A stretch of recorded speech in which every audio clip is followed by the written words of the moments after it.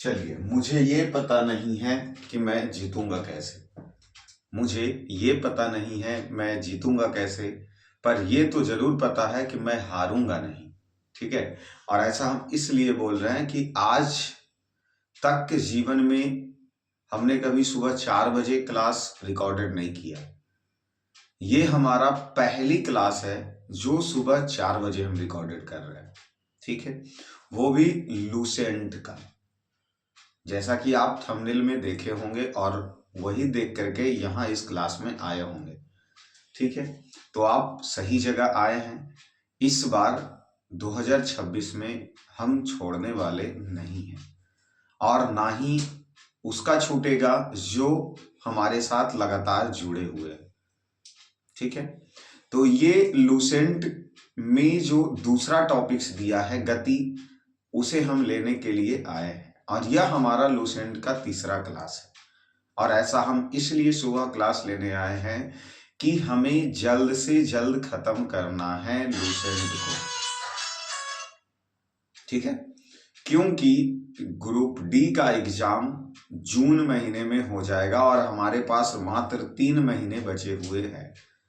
फरवरी महीना चल रहा, अप्रैल मई जून, मतलब लगभग में 3 महीने ही समय हमारे पास हैं। अब ये जो 3 महीने समय है, इस 3 महीने में अपने अगर स्पीड को हमने नहीं बढ़ाया तो इस बार भी ग्रुप डी का सिलेक्शन 26 वाले में नहीं होगा। ठीक है। और इसके लिए जो हमने सोचे थे कि उसमें साइंस के टॉपिक्स को कवर कर लेना है, तो अगर बउआ की तरह ठुकुर ठुकुर बैलगाड़ी से चलते रहें तो नहीं समाप्त होगा और इस बार भी रिजल्ट रुक जाएगा। इसलिए अभी जो सुबह 4 बजे निकले हैं, इस सुबह 4 बजे में हम गति टॉपिक्स को पूरी समाप्त करेंगे, क्योंकि 6 बजे तक कोई क्लास हमारा ऑफलाइन नहीं है। 2 घंटे का समय बचता है पूरी हमारे पास। उस 2 घंटे में पूरी गति लूसेंट में जो लिखा है लाइन बाय लाइन, उसका विश्लेषण हम कर सकेंगे। और आज शाम में ही आएगा 150 से प्लस प्रश्न ऑब्जेक्टिव मापन टॉपिक्स से। ठीक है। तो चलिए, यहाँ जो आप थंबनेल देख करके आए हैं कि गति और वास्तविक चीज रिजल्ट दिलाने वाली क्लास यह साबित होगा, क्योंकि हम शुरू से ही बोलते हैं कि बहुत सारे मित्रों से यह बात हम सुनते आए हैं कि लूसेंट उसे याद है, उसका रिजल्ट क्यों नहीं हुआ। तो उसे सिर्फ लूसेंट याद है, उस लूसेंट से कैसे क्वेश्चन बनेगा यह चीज वह नहीं जानता है। और यही चीज हम सब दोनों को जानना है कि लूसेंट पढ़ने के बाद लूसेंट से प्रश्न कैसे बनते हैं। जैसा कि मापन टॉपिक्स हम पढ़े, तो आज 150 प्रश्न जब नेक्स्ट क्लास में, शाम वाले क्लास में हम देखेंगे, तो हमें ये पता चलेगा कि वास्तविक में हमें लूसेंट पढ़ने से कुछ फायदा हुआ है या नहीं। और जब लूसेंट का दूसरा टॉपिक्स गति अपने तीसरी क्लास में अध्ययन करेंगे, उसके बाद जब इसका ऑब्जेक्टिव प्रैक्टिस करेंगे, तब जाके पता चलेगा कि इसका पावर क्या है। ठीक है। तो पूरी 2 घंटे हमारे पास अभी सुबह का समय है और टॉपिक्स भी यहाँ मौजूद है। ठीक है। तो अपने हम टॉपिक्स की शुरुआत करते हैं। यहाँ जैसे आप देख रहे हैं कि दूसरे टॉपिक्स लूसेंट का जब पेज खोलिएगा, फिजिक्स में जाइएगा, तो गति लिखा हुआ मिलता है। बताइए गति क्या है। गति क्या है तो हम क्या बोलेंगे, समय के साथ अगर किसी वस्तु के स्थान में परिवर्तन होता है उसी को गति कहेंगे, उसी को चाल कहेंगे। ठीक है।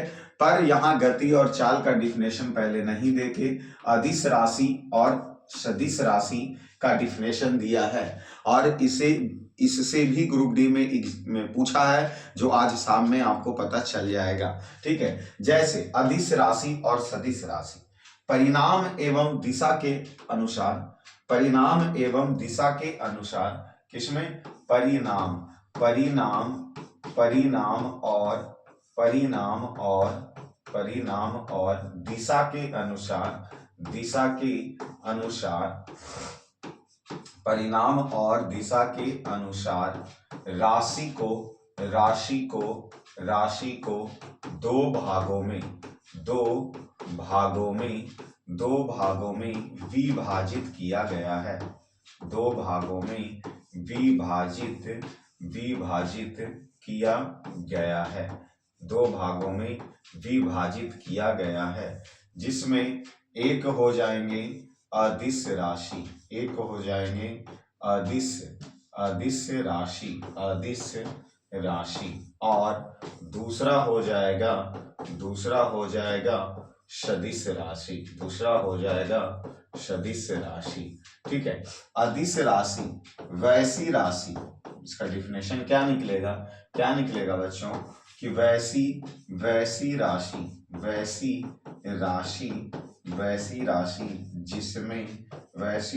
जिसमें केवल परिणाम होते हैं,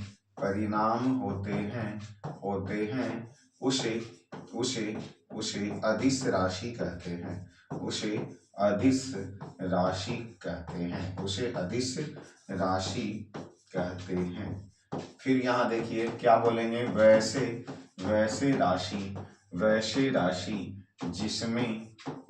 राशि जिसमें परिणाम और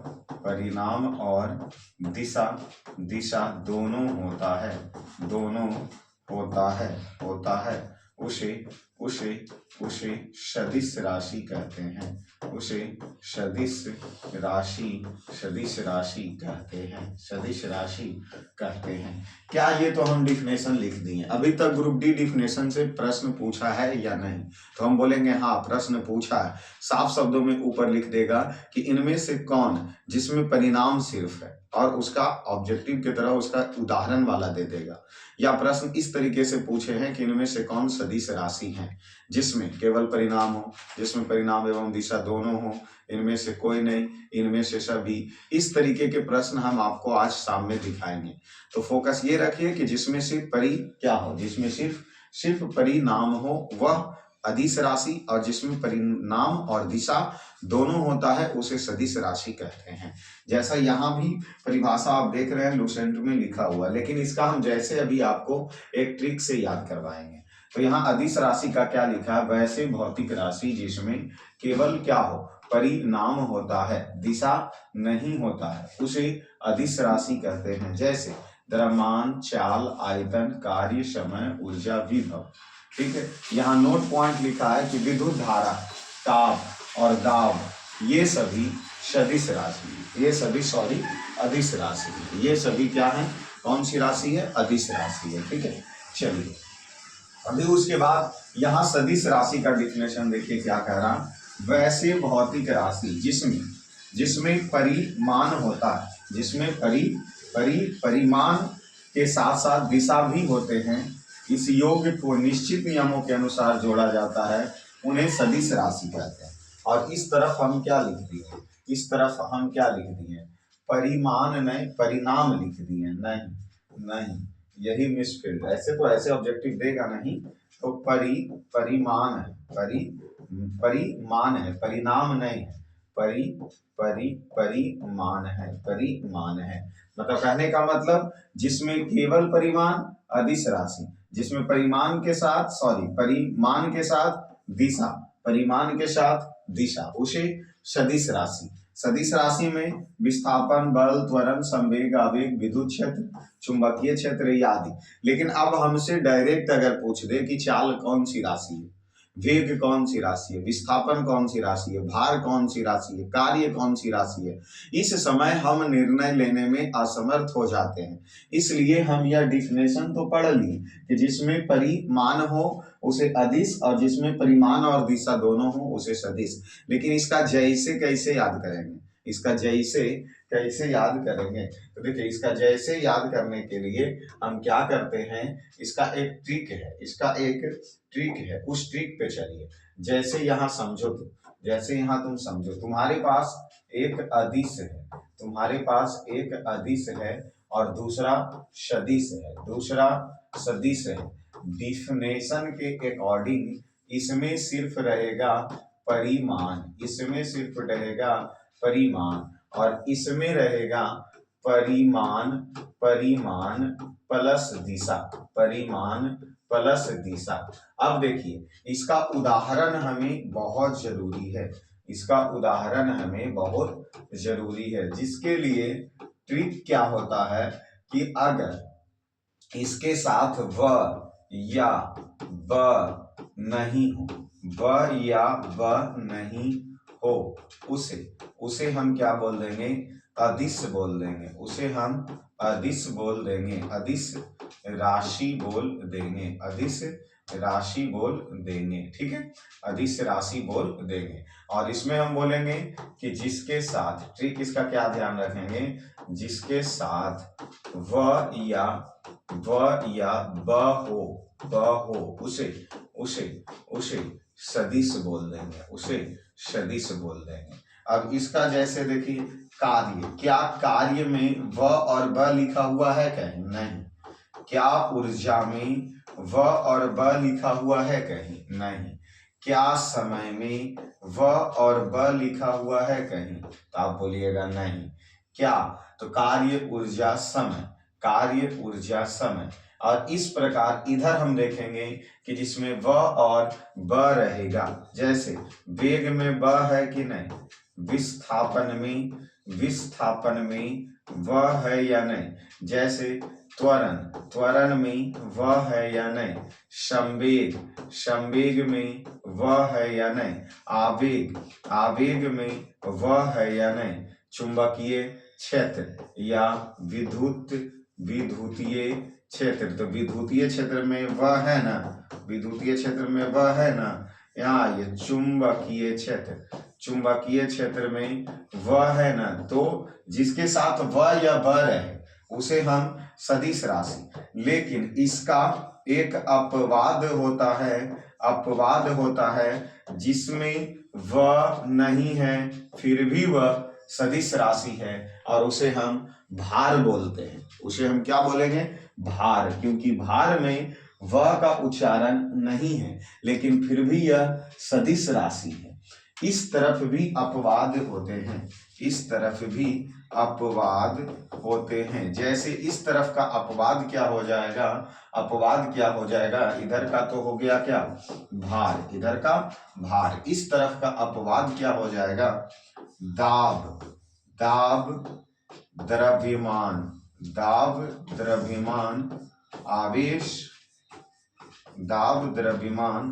आवेश आवृत्ति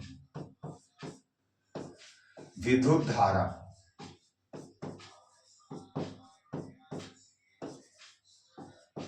और एक होते हैं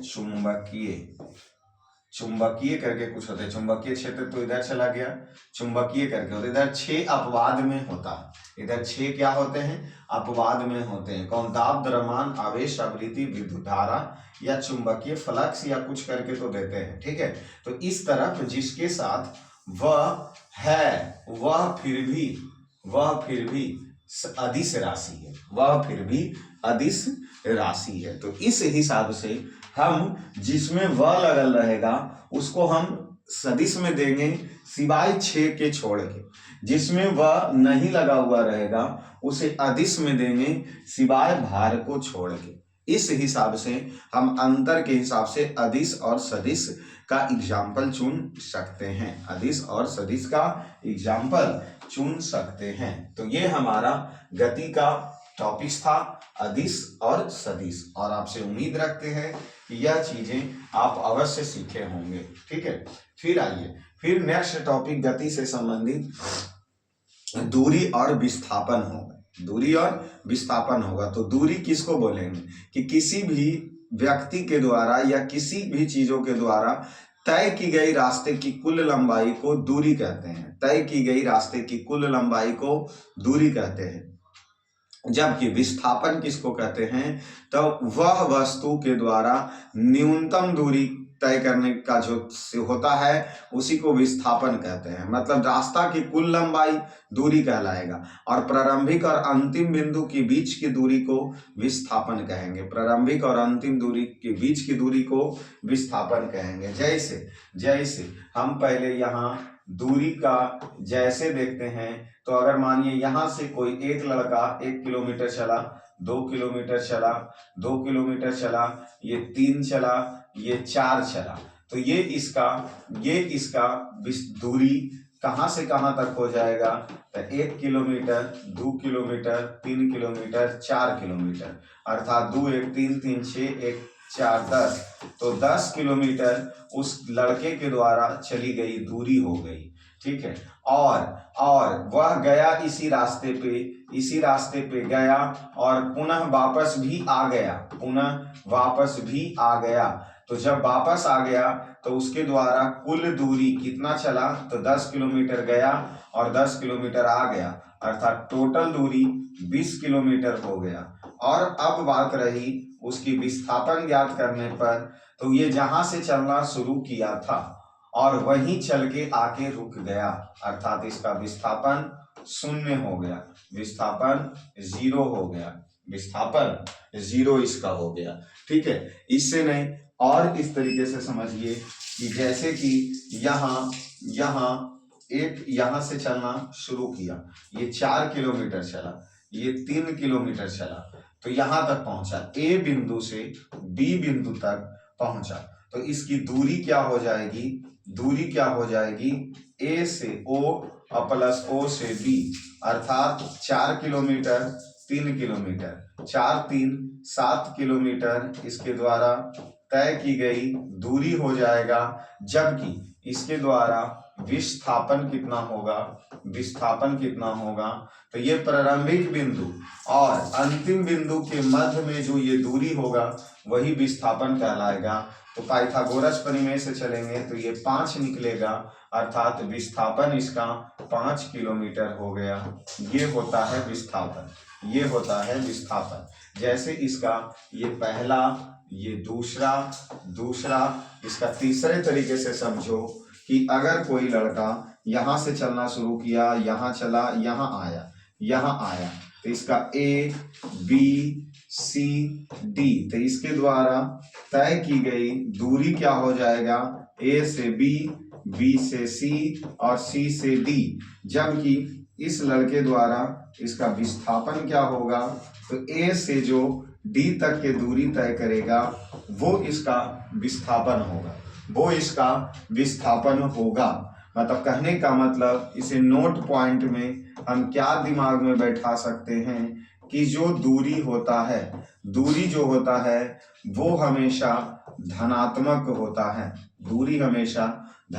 होता है। जैसे आप किसी से सुने कि -2 किलोमीटर चले हैं या 0 किलोमीटर चले हैं, अरे चले होंगे तो 1 2 3 4 5 6 7 8 9 कुछ तो चले होंगे, तभी तो उसकी दूरी होगी। विस्थापन 0 भी हो सकता है, धनात्मक भी हो सकते हैं, ऋणात्मक भी हो सकता है, तीनों हो सकता है। रीजन कि जहां से हम चलना शुरू किए वहीं आके अगर रुक गए तो हमारा क्या हो गया, विस्थापन 0 हो गया। अब यहाँ से 0 माइनस कैसे होता है, यहाँ से चलना शुरू किए कहीं ने 3 किलोमीटर गए, लेकिन फिर से वापस आके इस पे ही चला है 5 किलोमीटर और इन्हें चला है, तो अब यहाँ से यहाँ के बीच की दूरी ही ना निकालेंगे, दूरी ना, तो इसमें क्या करना होगा, 5 - 3, तो यहाँ हमारा 2 किलोमीटर बच जाएगा। इसलिए विस्थापन हमेशा ऋणात्मक भी होता है, विस्थापन हमेशा क्या होता है, ऋणात्मक भी होता है। तो हम यहाँ लिख दिए दूरी हमेशा धनात्मक होगा, जबकि विस्थापन जो है वह क्या क्या हो सकता है, तो विस्थापन धनात्मक हो सकते हैं, विस्थापन ऋणात्मक हो सकता है, विस्थापन 0 हो सकते हैं। ये तीनों चीजें विस्थापन हो सकती है और यही चीज आपके इस लुसेंट पेज में दिया है। जैसे दूरी, डिस्टेंस, तो क्या कहा जा रहा, किसी दिए गए समयांतराल में वस्तु द्वारा तय की गई मार्ग की लंबाई दूरी कहलाती है। मतलब कोई भी वस्तु वह जितना दूरी चलेगा, रास्ते की लंबाई, जितना रास्ते वो चलेगा उसकी पूरी रास्ते की लंबाई क्या कहला जाएगी, दूरी कहला जाएगी। तुम यहाँ देखो क्या दूरी में वह है लिखा हुआ, नहीं, तो दूरी में जब वह नहीं लिखा हुआ तो दूरी एक कौन राशि हो जाएगी, तो दूरी एक अदिश राशि हो जाएगी। दूरी एक कौन सी राशि हो जाएगी, अदिश राशि हो जाएगी। जबकि विस्थापन में वह मौजूद है इसलिए यह सदिश राशि होगा। विस्थापन में वह मौजूद है, इसलिए यह सदिश राशि होगा। साथ में क्या कहा गया है कि यह एक सदिश राशि है, यह सदैव पॉजिटिव, धनात्मक या शून्य होता है। तो यहाँ लिखेंगे कि यह धनात्मक और शून्य भी हो सकता है। जैसे कि अगर जहां से चलें, या मतलब हम चलबे नहीं किए तो दूरी हमारा क्या होगा, शून्य होगा। अगर चलेंगे तो हमेशा धनात्मक की ओर चलेंगे, ऋणात्मक की ओर नहीं चलेंगे। लेकिन विस्थापन में ऋणात्मक भी होता है, विस्थापन में ऋणात्मक भी होता है। जैसे यहाँ देख लो, विस्थापन क्या लिखा है, एक निश्चित दिशा में दो बिंदुओं के बीच की लंबवत या न्यूनतम दूरी को विस्थापन कहते हैं। जैसे यहाँ कि ए से चलना शुरू किया, बी पर गया, सी पर गया, डी पर गया, तो A B, B C, C D इसकी दूरी हो गई। पर ई प्रारंभिक बिंदु और अंतिम बिंदु के बीच की न्यूनतम दूरी ही इसका क्या कहलाया, विस्थापन कहलाया। तो वही चीज लिखा कि न्यूनतम दूरी को ही विस्थापन कहते हैं। और यह एक कौन राशि है, सदिश राशि। जैसा कि हम ट्रिक के माध्यम से भी पढ़ें कि जिसमें वह लगा हुआ रहेगा वह सदिश राशि होगा। अब एक बात बताओ, लंबाई हो या विस्थापन हो, सबका एसआई मात्रक क्या होता है, मीटर होता है। क्योंकि विस्थापन भी एक प्रकार की दूरी हो गई, लंबाई ही हो गया, इसीलिए दूरी का भी एसआई मात्रक मीटर ही होगा और विस्थापन का एसआई मात्रक भी मीटर ही होगा। ठीक है, विस्थापन देख लो, हमेशा धनात्मक भी हो सकता है, ऋणात्मक भी हो सकते हैं, शून्य भी हो सकता है। ठीक है, इसलिए हम ये चीज को बहुत अच्छे तरीके से दिमाग में बैठाने का प्रयास करेंगे कि जो दूरी होगा वो हमेशा धनात्मक और शून्य होंगे, जबकि जो हमारे विस्थापन होंगे वह धनात्मक, ऋणात्मक और शून्य तीनों हो सकता है, तीनों हो सकता है। जो कि इस लूसेंट में पढ़ने के बाद हमें पता चला, इस लूसेंट में पढ़ने के बाद हमें क्या चला, पता चला। आगे चलिए, आगे चलिए, यहाँ चाल दिया है, फिर क्या दिया, चाल और वेग दिया है, चाल और वेग दिया है। तो देखिए हम क्या लिखेंगे, चाल का डिफिनेशन क्या लिखेंगे, पहले सोच लो, फिर जो वहां दिया है जो लिखेंगे। तो क्या हम लिखेंगे, चाल बराबर क्या होता है, दूरी बटा समय। अर्थात किसी वस्तु द्वारा किसी अपने टूटी फूटी भाषा में सोचो पहले, किसी वस्तु द्वारा तय की गई किसी वस्तु द्वारा तय की गई दूरी और समय के अनुपात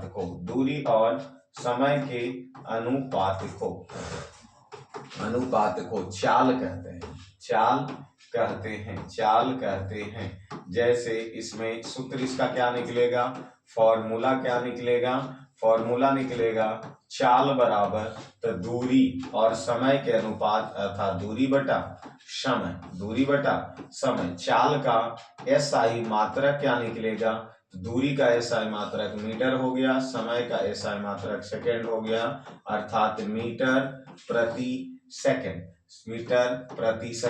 चाल का बीमा क्या हम निकाल सकते हैं, तो दूरी, लंबाई और समय टी, अर्थात LT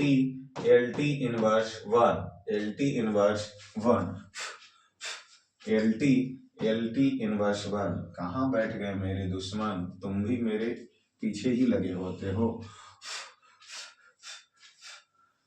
LT इनवर्स 1 क्या हो जाएंगे, LT इनवर्स 1 हो जाएंगे, LT इनवर्स 1 हो जाएगा। किसका, चाल का। यहाँ क्या दिया है, किसी वस्तु द्वारा प्रति सेकंड में तय की गई वही दूरी को हम सब क्या कहते हैं, दूरी को क्या कहते हैं, चाल कहते हैं। दूरी को क्या कहते हैं, चाल कहते हैं। ठीक है, तो यहाँ भी चाल का एसआई मात्रक जैसा हम देख रहे थे, LT इनवर्स 1 वो चाल का एसआई मात्रक हो गया। LT इनवर्स 1 चाल का क्या हो गया, एसआई मात्रक हो गया। तो यहाँ चाल और वेग का डिफिनेशन दिया, उसे भी पढ़ लेते हैं, क्योंकि यह टॉपिक्स निपटा के ही मानना है। यह टॉपिक्स क्या करके मानना, निपटा के ही आज मानना है। समय हमारे पास इसीलिए तो सुबह हम मिले हैं जी, इसीलिए तो सुबह मिले हैं कि इत्मीनान से क्लास को लेते रहें, ठीक है। और सुबह वैसे भी सब लोग बोलते हैं सुबह पढ़ने से काफी फायदा होता है, तो देखते हैं कि यह मेरे लिए कितने फायदेमंद साबित होते हैं, कितना फायदेमंद साबित होते हैं, वो तो पता ही चल जाएगा, ठीक है। चलो यहाँ कहाँ चला गया? अरे तुम डिस्टर्ब नहीं करो, ये सब छोटे छोटे कीड़े आके चिपकते हैं और बोर्ड का डिस्प्ले को अपने कंट्रोल में कर लेते हैं कि ऐ कालिया, अब हम झुकने नहीं देंगे, अब मेरे कंट्रोल में सब पावर है, देखते हैं कि तुम क्या करते हो। ये सोच लीजिए, इतनी छोटी सी जीप कितने मिनट का डिस्टर्ब अभी तक हमें किया होगा। हर बार क्लास में कहीं ना कहीं ये ऐसा हो ही जाता है, हर क्लासों में। चलो, ये चाल हम लिख रहे थे, तो यही चीज न लिख रहे थे, क्या लिख रहे थे कि चाल बराबर, सूत्र क्या लिख रहे थे, दूरी बटा समय होता है, इसका SI मात्रक मीटर प्रति सेकंड होते हैं, मीटर प्रति सेकंड होता है। अब तो ये घोर अनर्थ, बताओ क्या कर रहे हो यार, पढ़ाने दो हमें, बताइए इसका क्या इलाज है आपके पास कोई इलाज? तो अवश्य आप बताओ इसका इलाज अगर है तो चलो आओ। तो यहाँ हम क्या लिख रहे थे, चाल बराबर दूरी बटा समय, इसका SI मात्रक होता है मीटर प्रति सेकंड, इसकी बीमा होती है, तो हो जाएगा दूरी की बीमा L, समय की बीमा T, अर्थात LT इनवर्स 1, ठीक है। ये देखिए चाल है जो इस तरीके से हम देख सकते हैं, चाल 4 प्रकार के होता है, ठीक है ना। चाल 4 प्रकार के होता है, सामान्य चाल, असामान्य चाल,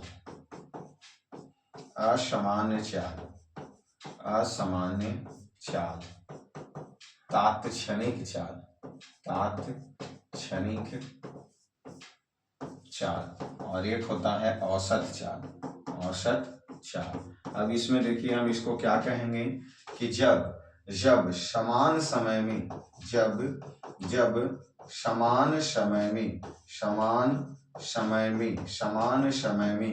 समान दूरी तय हो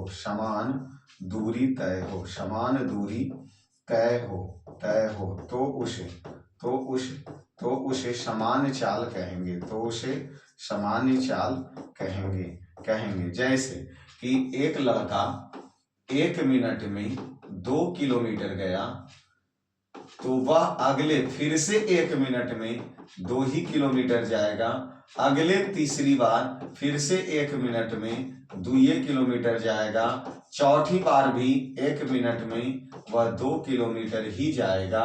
ऐसे चाल को हम क्या कहते हैं, सामान्य चाल में डेफिनेशन उसका दिया जाता है कि जब समान समय अंतराल में समान दूरी तय करता है, उसे ही हम सामान्य चाल कहते हैं। जबकि असामान्य चाल का क्या निकलेगा कि जब समान समय अंतराल में समान समय में असमान दूरी या असमान समय में समान दूरी तय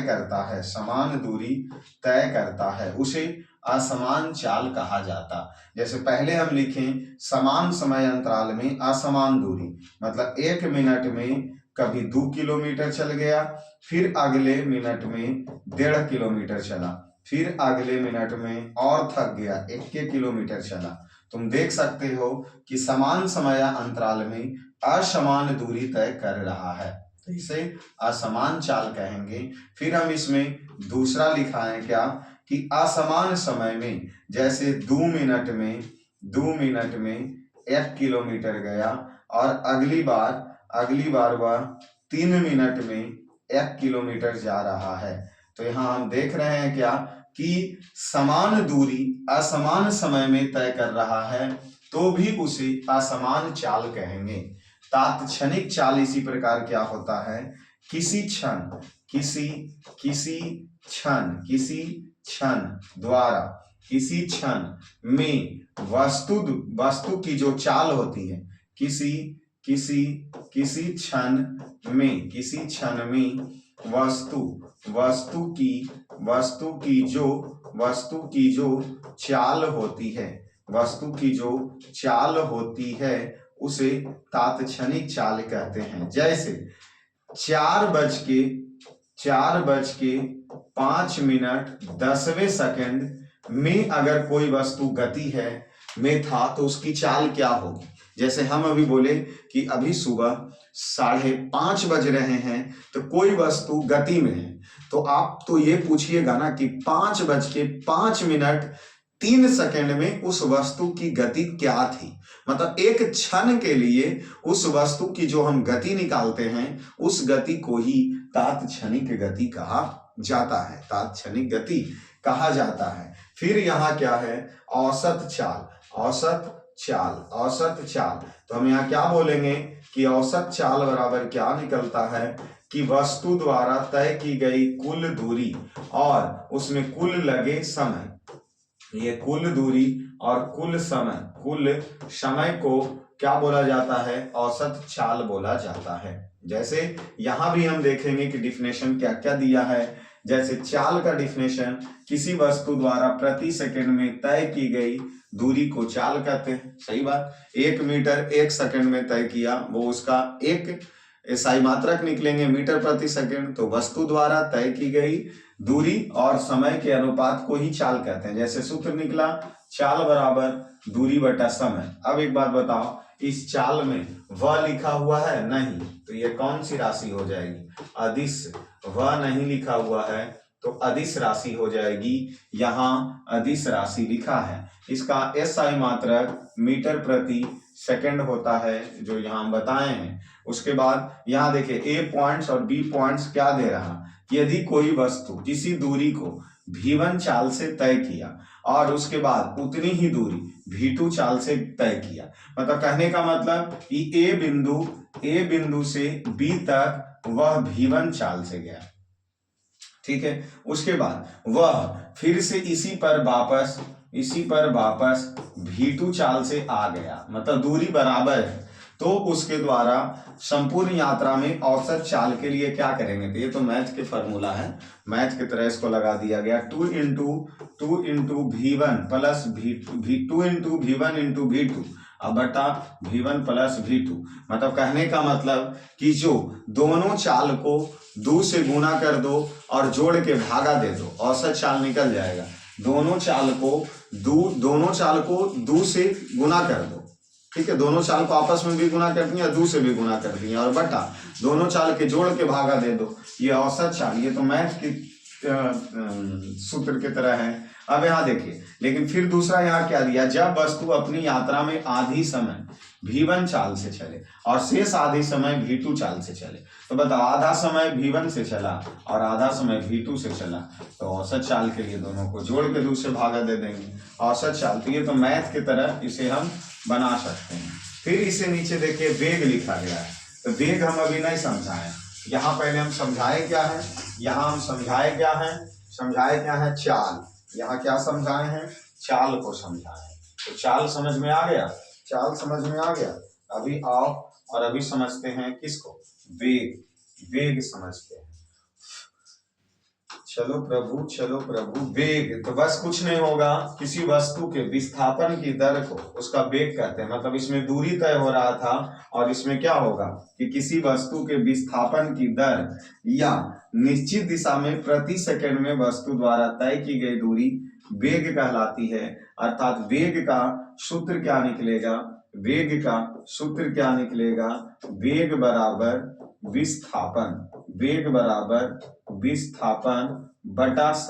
विस्थापन बटा समय। इसमें देखिए जो भी इसका SI मात्रक भी निकलेगा मीटर प्रति सेकंड होगा, लेकिन वेग कौन सी राशि है, तो यह एक निश्चित दिशा में चलता है इसलिए सदिश राशि है। और हम जो ट्रिक पढ़े हैं कि जिसमें व का उच्चारण हो उसे सदिश राशि कहते हैं, तो वेग में देख सकते हैं कि व का उच्चारण है, इसलिए इसे कौन सी राशि कहा जाएगा, तो इसे भी सदिश राशि कहा जाएगा, सदिश राशि कहा जाएगा। और तुम मेरे दुश्मन कहाँ बैठे हो, रुको अभी तुमको हम क्लियर करते हैं, ठीक है, क्लियर करते हैं। तो इस प्रकार हम चीजों को समझते हुए आगे की ओर चल सकते हैं, आगे की ओर चल सकते हैं, ठीक है, आगे की ओर चल सकते हैं। देखते हैं हो जाए तो अच्छा है, सेव भी इसको करना है,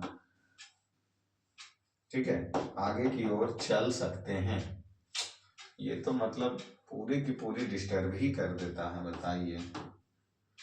ओहो, चलिए कोई बात नहीं, चाल और वेग हम क्या कर लिए, समझ लिए, चाल और वेग समझ लिए। जितने भी ठोकरे रास्ते में मिलने दो, फिर भी अपने मंजिल को रोकना नहीं है। यही सोच करके जो हम निकले हैं सुबह और निकलेंगे भी, तो जितनी ठोकरे लगना है लगने दो, पर रुकने वाले नहीं है, पर रुकने वाले नहीं है, ठीक है। अपने एकदम जो हमने निर्णय ठान लिए हैं उसी निर्णय पे टिके रहेंगे, आगे बढ़ते रहेंगे। जो भी परिस्थितियां सामने आएगी देखी जाएगी, पर मंजिल को जो निशाना हमने साधा है उसे नहीं छोड़ना है, उसे नहीं छोड़ना है, एकदम उसे नहीं छोड़ना है। वो बात तो हमने शुरू में ही आपको बताया ना कि जीतेंगे नहीं ये बात तो पता नहीं, पर हारेंगे नहीं ये बात हमें जरूर पता है, ठीक है।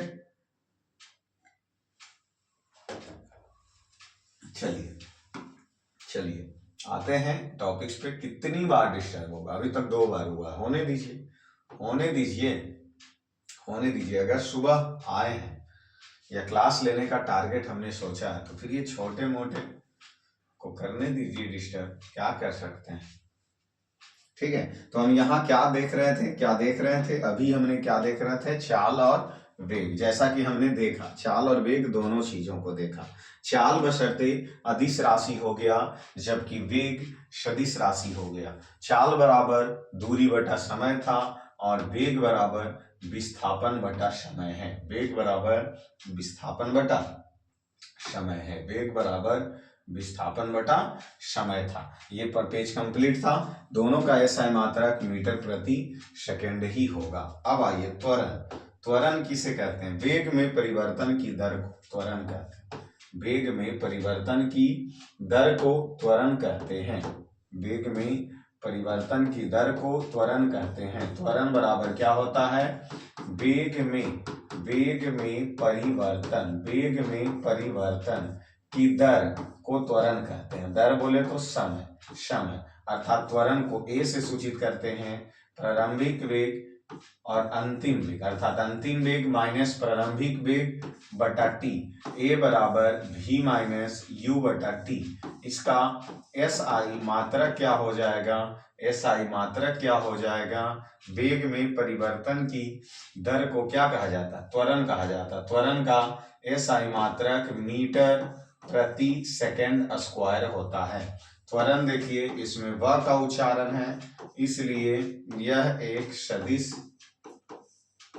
सदिश राशि है। त्वरण एक कौन सी राशि है, त्वरण एक सदिश राशि है, ठीक है। यहाँ आप देख सकते हैं, साथ में देखिए त्वरण वेग में परिवर्तन, मतलब कहने का मतलब कि कोई 5 किलोमीटर प्रति घंटा से चल रहा था और कुछ ही समय में वह 10 किलोमीटर प्रति घंटा हो जाएगा, तो उसका प्रारंभिक वेग और अंतिम वेग, तो सूत्र क्या है, अंतिम वेग माइनस प्रारंभिक वेग बटा समय, ठीक है। तो ये जो त्वरण होते हैं वह हमेशा एक मंदन का काम करते हैं, त्वरण हमेशा मंदन का काम करता है। और साथ ही त्वरण ऋणात्मक भी हो सकते हैं, त्वरण ऋणात्मक भी हो सकता है, त्वरण शून्य भी हो सकता है और धनात्मक तो होगा ही। तो त्वरण तीनों चीज हो सकते हैं, ऋणात्मक भी हो सकते हैं, शून्य भी हो सकता है, धनात्मक भी हो सकता है। कौन कौन सी परिस्थिति में, यदि वस्तु का वेग घटता है, तो वह ऋणात्मक होंगे, और अगर रुक ही गया डायरेक्ट नहीं, एक समान चल रहा है, एक समान वेग से चल रहे हैं, एक समान वेग से चल रहा है तो शून्य होंगे। और जब अगर वेग बढ़ रहा है, वेग बढ़ रहा है तो वह धनात्मक होगा। तो क्या हो जाएंगे? धनात्मक हो जाएंगे। जैसे इसको जैसे समझ सकते हैं ऋणात्मक कैसे होता है। अगर इसका प्रारंभिक वेग u है जो 10 लो और v जो घट रहा है तो इसको 5 ले लो। तो अब यहाँ देखो a निकालो तो v माइनस यू बटा टी और समय लिया 2 सेकेंड तो 5 माइनस 10 और बटा 2 तो a बराबर ऊपर 10 में से 5 चला जाएगा -5 बटा 2 अर्थात a का मान माइनस में 2.5 मीटर प्रति सेकेंड स्क्वायर हो गया। जो कि आपने देखा क्या कि यहाँ पे जब क्या हुआ, जब वेग क्या हुआ, वेग घटा क्योंकि 10 से 5 आया तब जाके ये त्वरण जो निकला ऋणात्मक निकला। और एक समान की परिस्थिति कि अगर u भी 10 था और v भी 10 रहे लगातार और t 2 सेकेंड ले तो 10 माइनस 10 बटा 2 अर्थात 0 बटा 2 बराबर 0। तो यहाँ देखें क्या कि जो हमारा त्वरण निकला वो शून्य निकला। धनात्मक किस परिस्थिति में निकलता है? जब बढ़ रहा है, मतलब पहले 10 चल रहा था तो इसका u हो गया, u निकल गया 10 मीटर प्रति सेकेंड और v बढ़ के 15 हो गया तो इसका त्वरण जो निकलेगा वो 15 माइनस 10 बटा 2 अर्थात 5 बटा 2 2.5 मीटर प्रति सेकेंड स्क्वायर। तो हमने यहाँ क्या देखा कि यदि किसी वस्तु का वेग बढ़ रहा है तो त्वरण धनात्मक होगा, अगर वह एक समान गति में है तो त्वरण शून्य होंगे, और अगर गति घट रहा है तो त्वरण ऋणात्मक होगा। अर्थात त्वरण तीनों परिस्थिति हो सकती है त्वरण के साथ, शून्य, ऋणात्मक, धनात्मक। त्वरण का SI मात्रक मीटर प्रति सेकेंड स्क्वायर, A बराबर v माइनस यू बटा टी होता है। त्वरण को मंदन कहते हैं। जैसे यहाँ दिया है त्वरण एक्सीलरेशन, क्या दिया? किसी वस्तु के वेग में परिवर्तन की दर को त्वरण कहते हैं। साथ में यह व का उच्चारण इसके साथ है, इसलिए यह एक सदिश राशि है। इसका SI मात्रक मीटर प्रति सेकेंड स्क्वायर होता है।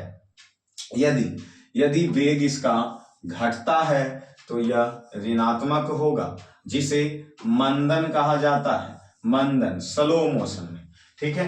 वेग एक समान होने पर त्वरण शून्य होता है, और यदि वेग बढ़ेगा तो उसे हम क्या कहेंगे? तो धनात्मक होगा। तो त्वरण कैसा होगा? धनात्मक होगा, ठीक है। चलिए अभी इसका दूसरा पॉइंट क्या देता है? प्रक्षेप गति। दूसरा पॉइंट क्या देता है? प्रक्षेप गति। आइए प्रक्षेप गति को समझते हैं। क्या दिया है? प्रक्षेप गति क्या दिया है? कह रहा है जब कोई पिंड एक ही समय में दो दूरी तय करती है, जैसे क्षैतिज और उदर्ग, तो पिंड की ऐसी गति को प्रक्षेप गति कहते हैं। जैसे तुम यहाँ समझो कि यहाँ से कोई वस्तु, यहाँ ये तल से ए बिंदु से कोई वस्तु फेंका गया है इस तरीके से। तो अब देखो ये लंबवत भी ऊपर भी गया और ऐसे भी चला, मतलब यह क्षैतिज भी चल रहा है, आगे बढ़ा और साथ में ऊपर गया, तो उदर्ग के साथ में भी चला, क्षैतिज भी चला, उदर्ग भी चला।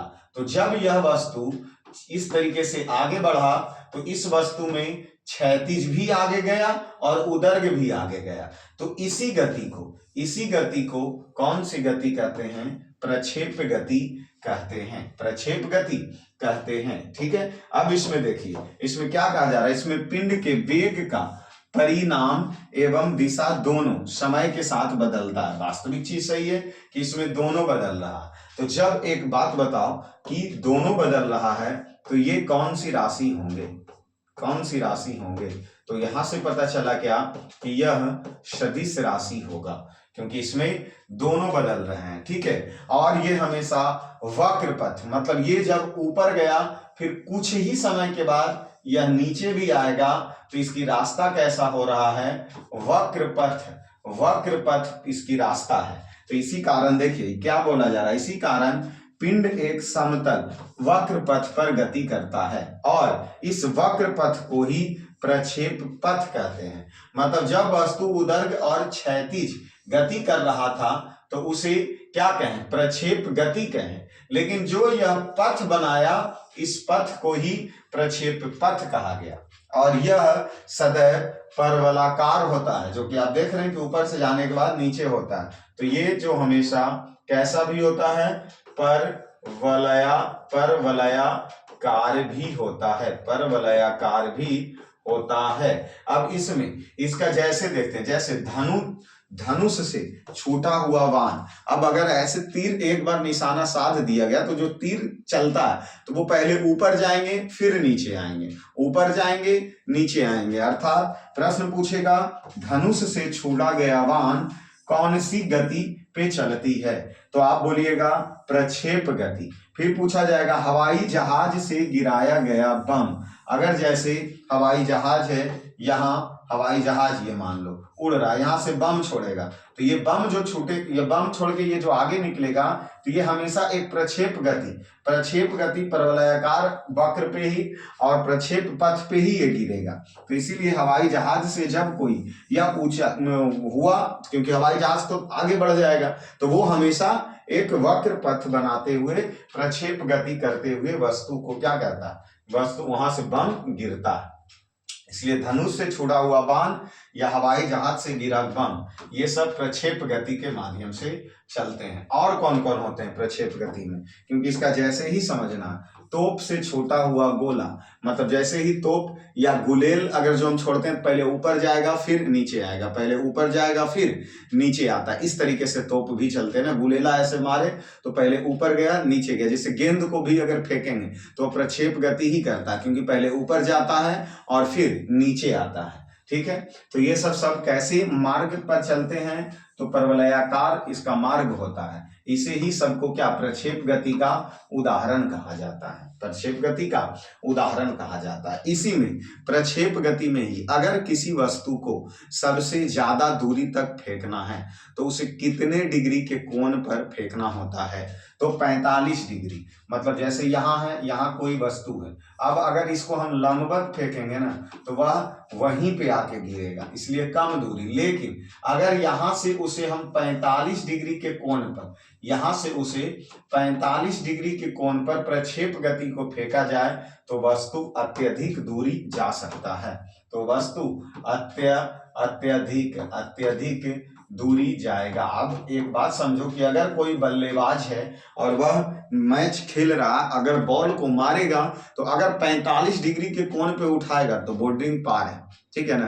तो प्रक्षेप गति में अधिकतम दूरी कितनी डिग्री पर बनती है, तो वह 45 डिग्री के कोण पर बनाता है। और जबकि न्यूनतम अगर की बात करें तो वो एक समान जब ऊंचा 90 डिग्री पे चला जाएगा तो वहीं आके गिरेगा। अर्थात यहाँ देखो प्रक्षेप गति क्या लिख रहा, लिख क्या रहा कि प्रक्षेप गति एक द्विविमीय गति है, अर्थात एक समतल में गति है। बात तो सही है, उधर और क्षैतिज दोनों चलता है इसलिए द्विविमीय गति है, एक समतल में गति है। प्रक्षेप को अधिकतम दूरी तक फेंकने के लिए उसे क्षैतिज के साथ कितने डिग्री का कोण बनाना होगा, 45 डिग्री की कोण पर ऊपर की ओर प्रक्षेप करना चाहिए, तब जाके वह वस्तु अत्यधिक दूरी जाएगा। अर्थात 45 डिग्री पे जब लगाएंगे बॉल को छक्का तो जाएगा, या किसी तोप को या किसी भी वस्तु को अगर दूर फेंकना है या भाला को ही फेंकना है तो 45 डिग्री के कोण पर उसको फेंकना चाहिए, तभी जाके वो ज्यादा दूर जाएगा। साथ में यहाँ देखिए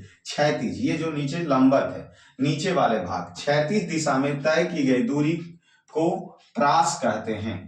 ठीक है, ये वाला जैसे ऐसे चला तो इसको क्या कह रहे हैं, प्रास कहते हैं। क्षैतिज वाले को क्या कहते हैं, प्रास कहते हैं। ठीक है, और उसके बाद क्या रहा, प्रक्षेपण कोण थीटा एवं 90 माइनस थीटा दोनों के लिए क्षैतिज प्रास समान होता है। मतलब या तो थीटा डिग्री के कोण पे अगर भेजो तो भी प्रास, या 90 डिग्री माइनस थीटा, ये दोनों के लिए इन दोनों के लिए परास का मान क्या होता है? परास का मान क्या होता है? समान होता है। परास का मान क्या होते हैं? समान होते हैं। मतलब कहने का मतलब कोई वस्तु को थीटा डिग्री पर भेजो, अर्थात उसको थीटा पे भेजेंगे या उसको 90 माइनस थीटा पे भेजेंगे, फिर भी उसका क्षैतिज परास क्या होगा? समान होगा। क्षैतिज परास समान होगा। फिर यहाँ देखिए क्या दिया, प्रक्षेप पथ के उच्चतम बिंदु पर वेग एवं त्वरण के बीच अगर 90 डिग्री का कोण बनता है, तो यहाँ देखिए वेग और त्वरण, ये जो प्रक्षेप पथ है, ये वाला पथ, ये जो पथ बन रहा, इस प्रक्षेप पथ में किसके साथ? वेग और त्वरण, मतलब इसका क्या वेग है और जो इसका क्या त्वरण निकलेगा, इस वेग और त्वरण के साथ में कितने डिग्री का कोण बनता है? तो 90 डिग्री का कोण बनता है। ठीक है, तो प्रक्षेप और वेग, मतलब प्रक्षेपित पथ में वेग और त्वरण के बीच में कितने डिग्री के कोण बनेंगे? तो 90 डिग्री का कोण बनता है। तो ये हमारा पॉइंट्स क्या हो गए? प्रक्षेप गति। अब आते हैं कोणीय वेग। मतलब कहने का मतलब कुछ नहीं है, एक वृत्ताकार पथ है, इस पथ पर वस्तु क्या है? गतिशील है। इस पथ पर वस्तु गतिशील है। तो वस्तु द्वारा किसी क्षण में बनाए गए इसके जो कोण बनेंगे, इसी को हम सब क्या कहते हैं? कोणीय वेग कहते हैं। जैसे यहाँ देखिए उसको क्या दिया है? कोणीय वेग में समझो कि वृत्ताकार मार्ग पर गतिशील कण को वृत्त के केंद्र से मिलाने वाली रेखा 1 सेकंड में जितना कोण घूम जाता है, उस कण को कोणीय वेग कहते हैं। उस कण को क्या कहते हैं? कोणीय। मतलब कहने का मतलब वृत्ताकार पथ पर कोई वस्तु चक्कर लगा रहा है, वृत्ताकार पथ पर कोई वस्तु, तो 1 सेकंड में ई वाला वस्तु घिसक के यहां से यहां तक आया, तो 1 सेकंड में जितनी कोण पर घूमा उसी को ही यही कोणीय वेग, और जिसको ओमेगा से सूचित करते हैं। मतलब 1 सेकंड में वस्तु ए से बी पर चलाया, तो यहाँ कुछ तो वह कोण बनाया, जो कोण बनाएगा उसी को क्या कहते हैं? कोणीय वेग कहा जाता है। उसी को कोणीय वेग कहते हैं, जिसे ओमेगा से प्रकट किया जाता है। प्रश्न पूछेगा, ओमेगा से प्रकट किया जाता है। कोणीय वेग बराबर सूत्र ओमेगा बराबर थीटा बटा टी, क्योंकि कितना कोण बनाया कितने समय में, इसी को तो कह रहे हैं कोणीय वेग। अगर 1 सेकंड में, अगर कोई वस्तु 1 सेकंड में n चक्कर लगाया, अगर इस वृत्ताकार पथ पे n सेकंड में n चक्कर लगाता है, तो कोणीय वेग बराबर 2 पाई r n, 2 पाई n होता है। 2 पाई, क्योंकि एक चक्कर का मतलब क्या डिग्री हो गया? 360 डिग्री। मतलब अगर ये वस्तु 1 सेकंड में एक चक्कर लगा दिया, अर्थात ये इसके द्वारा कितनी r की मान हो गई या कितना दूरी तय किया, तो वो 2 पाई और n चक्कर, इसलिए n, तो n चक्कर में वस्तु के द्वारा कोणीय वेग जो तय किए जाएंगे वह 2 पाई n होगा। 2 पाई n पर घूमेंगे। अब 2 पाई का मान यहाँ कितना हो गया? 2 पाई तो वैसे भी जानते हैं, पाई का मान 180 डिग्री होता है, तो 180 इंटू 2 बराबर 360। और जब वृत्ताकार पथ पर अगर कोई वस्तु एक चक्कर लगा दे, मतलब अब कितने डिग्री के कोण पे घूम गया, तो ये तो हम पहले से ही जानते हैं कि 360 डिग्री के वो कोण पर घूम जाता है। अब यहाँ देखिए वही चीज यहाँ बताया गया कि 1 सेकंड में n चक्कर लगाया गया, तो ओमेगा बराबर 2 पाई n, या ओमेगा बराबर क्या होता है? थीटा बटा टी होता है। कोणीय 1 चक्कर में कण 2 पाई अर्थात 360 रेडियन पर घूम जाता है। ये नोट पॉइंट दिया है।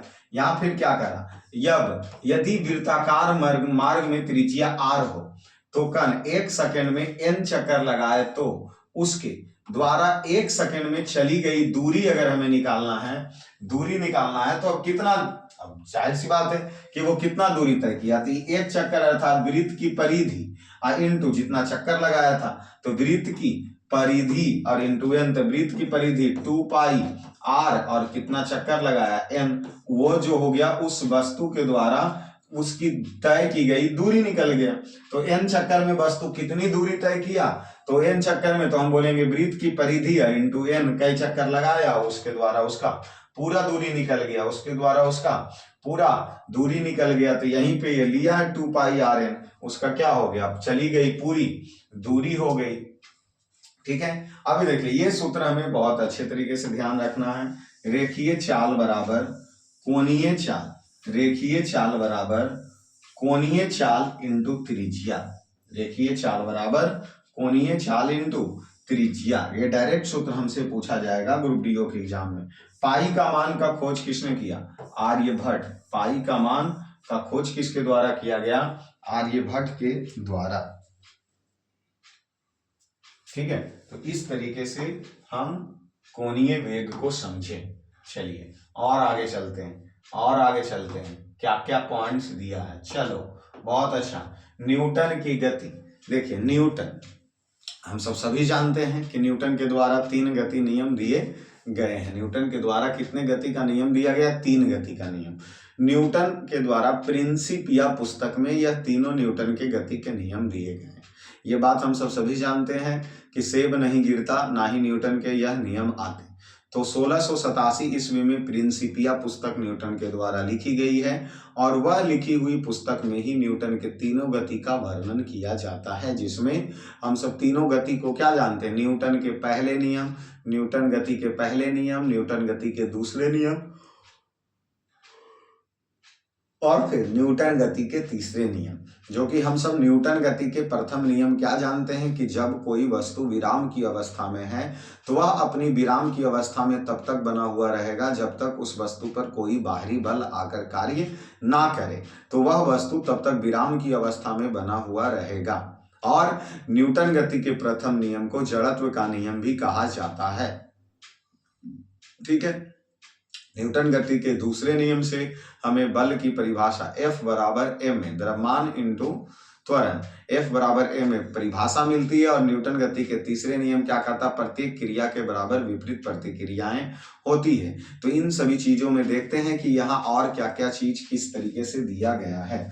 जैसे जैसे जैसे यहाँ फर्स्ट में ही ऊपर क्या लिखा गया है, न्यूटन गति का नियम। तो हमने क्या बोला, भौतिक के पिता किसे कहा जाता है, न्यूटन को। भौतिक के पिता न्यूटन को 1687 ईस्वी में प्रिंसिपिया पुस्तक लिखा गया है। प्रिंसिपिया पुस्तक किसके द्वारा लिखा गया, तो न्यूटन के द्वारा। प्रिंसिपिया पुस्तक कब लिखा गया, 1687 ईस्वी में। फिजिक्स के पितामह किसे कहते हैं, न्यूटन को कहते हैं, जिसमें सबसे पहले गति का नियम का प्रतिपादन किया। सही बात है, न्यूटन के गति के कितने नियम हो गए, 3 नियम। न्यूटन के गति का प्रथम नियम क्या कहता है, जो कि अभी हमने आपको सुनाया, कि यदि कोई वस्तु विराम की अवस्था में है तो वह विराम की अवस्था में तब तक रहेगा जब तक उस पर एक समान चाल से सीधी रेखा में या तो चल रही है तो चलते ही रहेगा, अगर रुकल है तो रुकल ही रहेगा, वैसे ही चलते रहेगा जब तक उस पर कोई बाहरी बल आकर ना लगता है तो उसकी वर्तमान अवस्था में परिवर्तन नहीं किया जाएगा। अर्थात ये बात तो हमने पहले ही कहा कि अगर कोई वस्तु गति में है तो वो हमेशा गति में ही रहना चाहेगा। अगर कोई वस्तु स्थिर अवस्था में खड़ा है तो वो हमेशा स्थिर अवस्था में ही रहना चाहेगा, और वह वस्तु तब तक के गति में रहेगा या तब तक के स्थिर अवस्था में रहेगा जब तक कि उस पर आकर के कोई बाहरी बल कार्य ना करे। ये न्यूटन साहब ने पहले नियम दिया। क्या ये बात न्यूटन से पहले किसी व्यक्ति ने कहा था? तो इसी परिस्थिति में गैलीलियो साहब भी यही बात कहे थे, और गैलीलियो के जड़त्व नियम भी दिया गया था। तो गैलीलियो के जड़त्व नियम का ही विस्तार पूर्वक किया गया न्यूटन गति के पहले नियम में, इसलिए न्यूटन गति के पहले नियम को जड़त्व का नियम भी कहा जाता है। न्यूटन के पहले नियम को जड़त्व का नियम भी कहा जाता है। तो प्रथम नियम गैलीलियो का नियम भी है और इसे जड़त्व का नियम भी कहा जाता है। क्यों कहा जाता है? क्योंकि यह डिफिनेशन और यह बातें गैलीलियो साहब के द्वारा भी पहले कहा गया था, इसलिए न्यूटन गति के पहले नियम को जड़त्व का नियम या गैलीलियो का प्रथम नियम के नाम से भी हम जानते हैं। अब बात आ गई कि जड़त्व का नियम। तो जड़त्व को हम सब 3 भागों में डिफिनेशन करके देख सकते हैं। जड़त्व का नियम, जड़त्व का नियम, जड़त्व का नियम। जैसे जड़त्व का नियम 3 भागों में हम बांट के देख सकते हैं। एक होता है गति जड़त्व, एक होता है गति जड़त्व, दूसरा होता है दिशा जड़त्व, दिशा जड़त्व, दिशा जड़त्व, और तीसरा होता है विराम जड़त्व, तीसरा होता है विराम जड़त्व। जैसा कि हम जानते हैं कि गति जड़त्व में अगर कोई वस्तु जिस गति में जा रहा है तो उसी गति में जाना चाहेगा, जिस गति में वह जा रहा है उसी गति में जाना चाहेगा, उसी को हम सब बोलते हैं गति जड़त्व, उसी को बोलते हैं गति जड़त्व। जैसे जैसे अगर बॉल फेंका, एक खिलाड़ी बॉल करते समय बॉल को फेंका तो वह उस दिशा में ही जाता है, मतलब जिधर वो बॉल फेंकता है, लेकिन बल्लेबाज उसकी गति को बदल देता है, तो दिशा को ही बदल दिया, मतलब डायरेक्ट बल लगा करके उसको दूसरी दिशा में भेज देता है, तो उसे हम गति जड़त्व के रूप में समझ सकते हैं। नहीं, उसको हम सब दिशा जड़त्व में आके समझेंगे। गति जड़त्व में क्या समझेंगे, जो समझो, यदि कोई वस्तु गति में है तो वो हमेशा गति में ही रहना चाहेगा, हमेशा गति में ही रहना चाहेगा। जैसे बस पर बैठा यात्री, अगर वह गति में है तो उस बस के साथ में हमेशा गति में ही रहना चाहता है, लेकिन जैसे ही ब्रेक मारता है, जैसे ही ब्रेक मारा तो व्यक्ति आगे की ओर झुक जाता है। रीजन क्या होता है कि जैसे हम हैं बस पर बैठे हुए, अब बस पर बैठे हैं तो हमारे शरीर का निचला हिस्सा बस के सीट पर बैठा हुआ है, ठीक है, और हम क्या है, बस के साथ में गति में है, ठीक है, तो हमारी पूरी शरीर बस के साथ में क्या हो गया, गति में हो गया।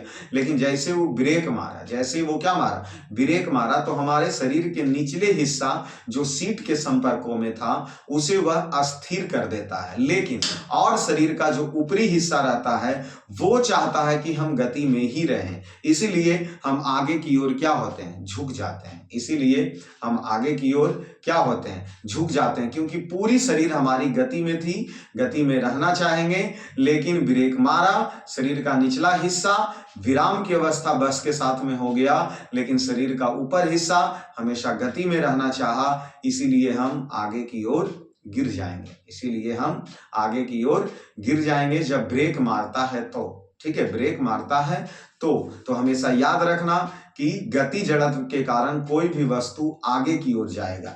जैसे बस के ऊपर सामान को रस्सी से बांध दिया जाता है, किस कारण, तो वह गति जड़त्व के कारण ही उस सामान को बांधा जाता है। रीजन क्या होगा कि बस पे ऊपर बांधा हुआ सामान बस के साथ में गति में रहेगा, सामान हमेशा चाहेगा जो वस्तु ऊपर रखा है कि हम बस के साथ में क्या में रहें, गति में रहें, लेकिन जैसे ही ब्रेक मारेगा बस रुक जाएगा, लेकिन वस्तु क्या चाहेगा कि हम हमेशा गति में ही रहें, इसलिए वस्तु ऊपर की ओर क्या होगा, चला जाएगा, ठीक है। अब उसी प्रकार हम दिशा जड़त्व में ये बात समझेंगे कि वही बॉल जिस दिशा में आ रहा था हमेशा उसी दिशा में जाता रहना चाहेगा, लेकिन बल्लेबाज के द्वारा बल लगा करके उसकी दिशा को परिवर्तन कर दिया गया, उसे दिशा जड़त्व कहेंगे।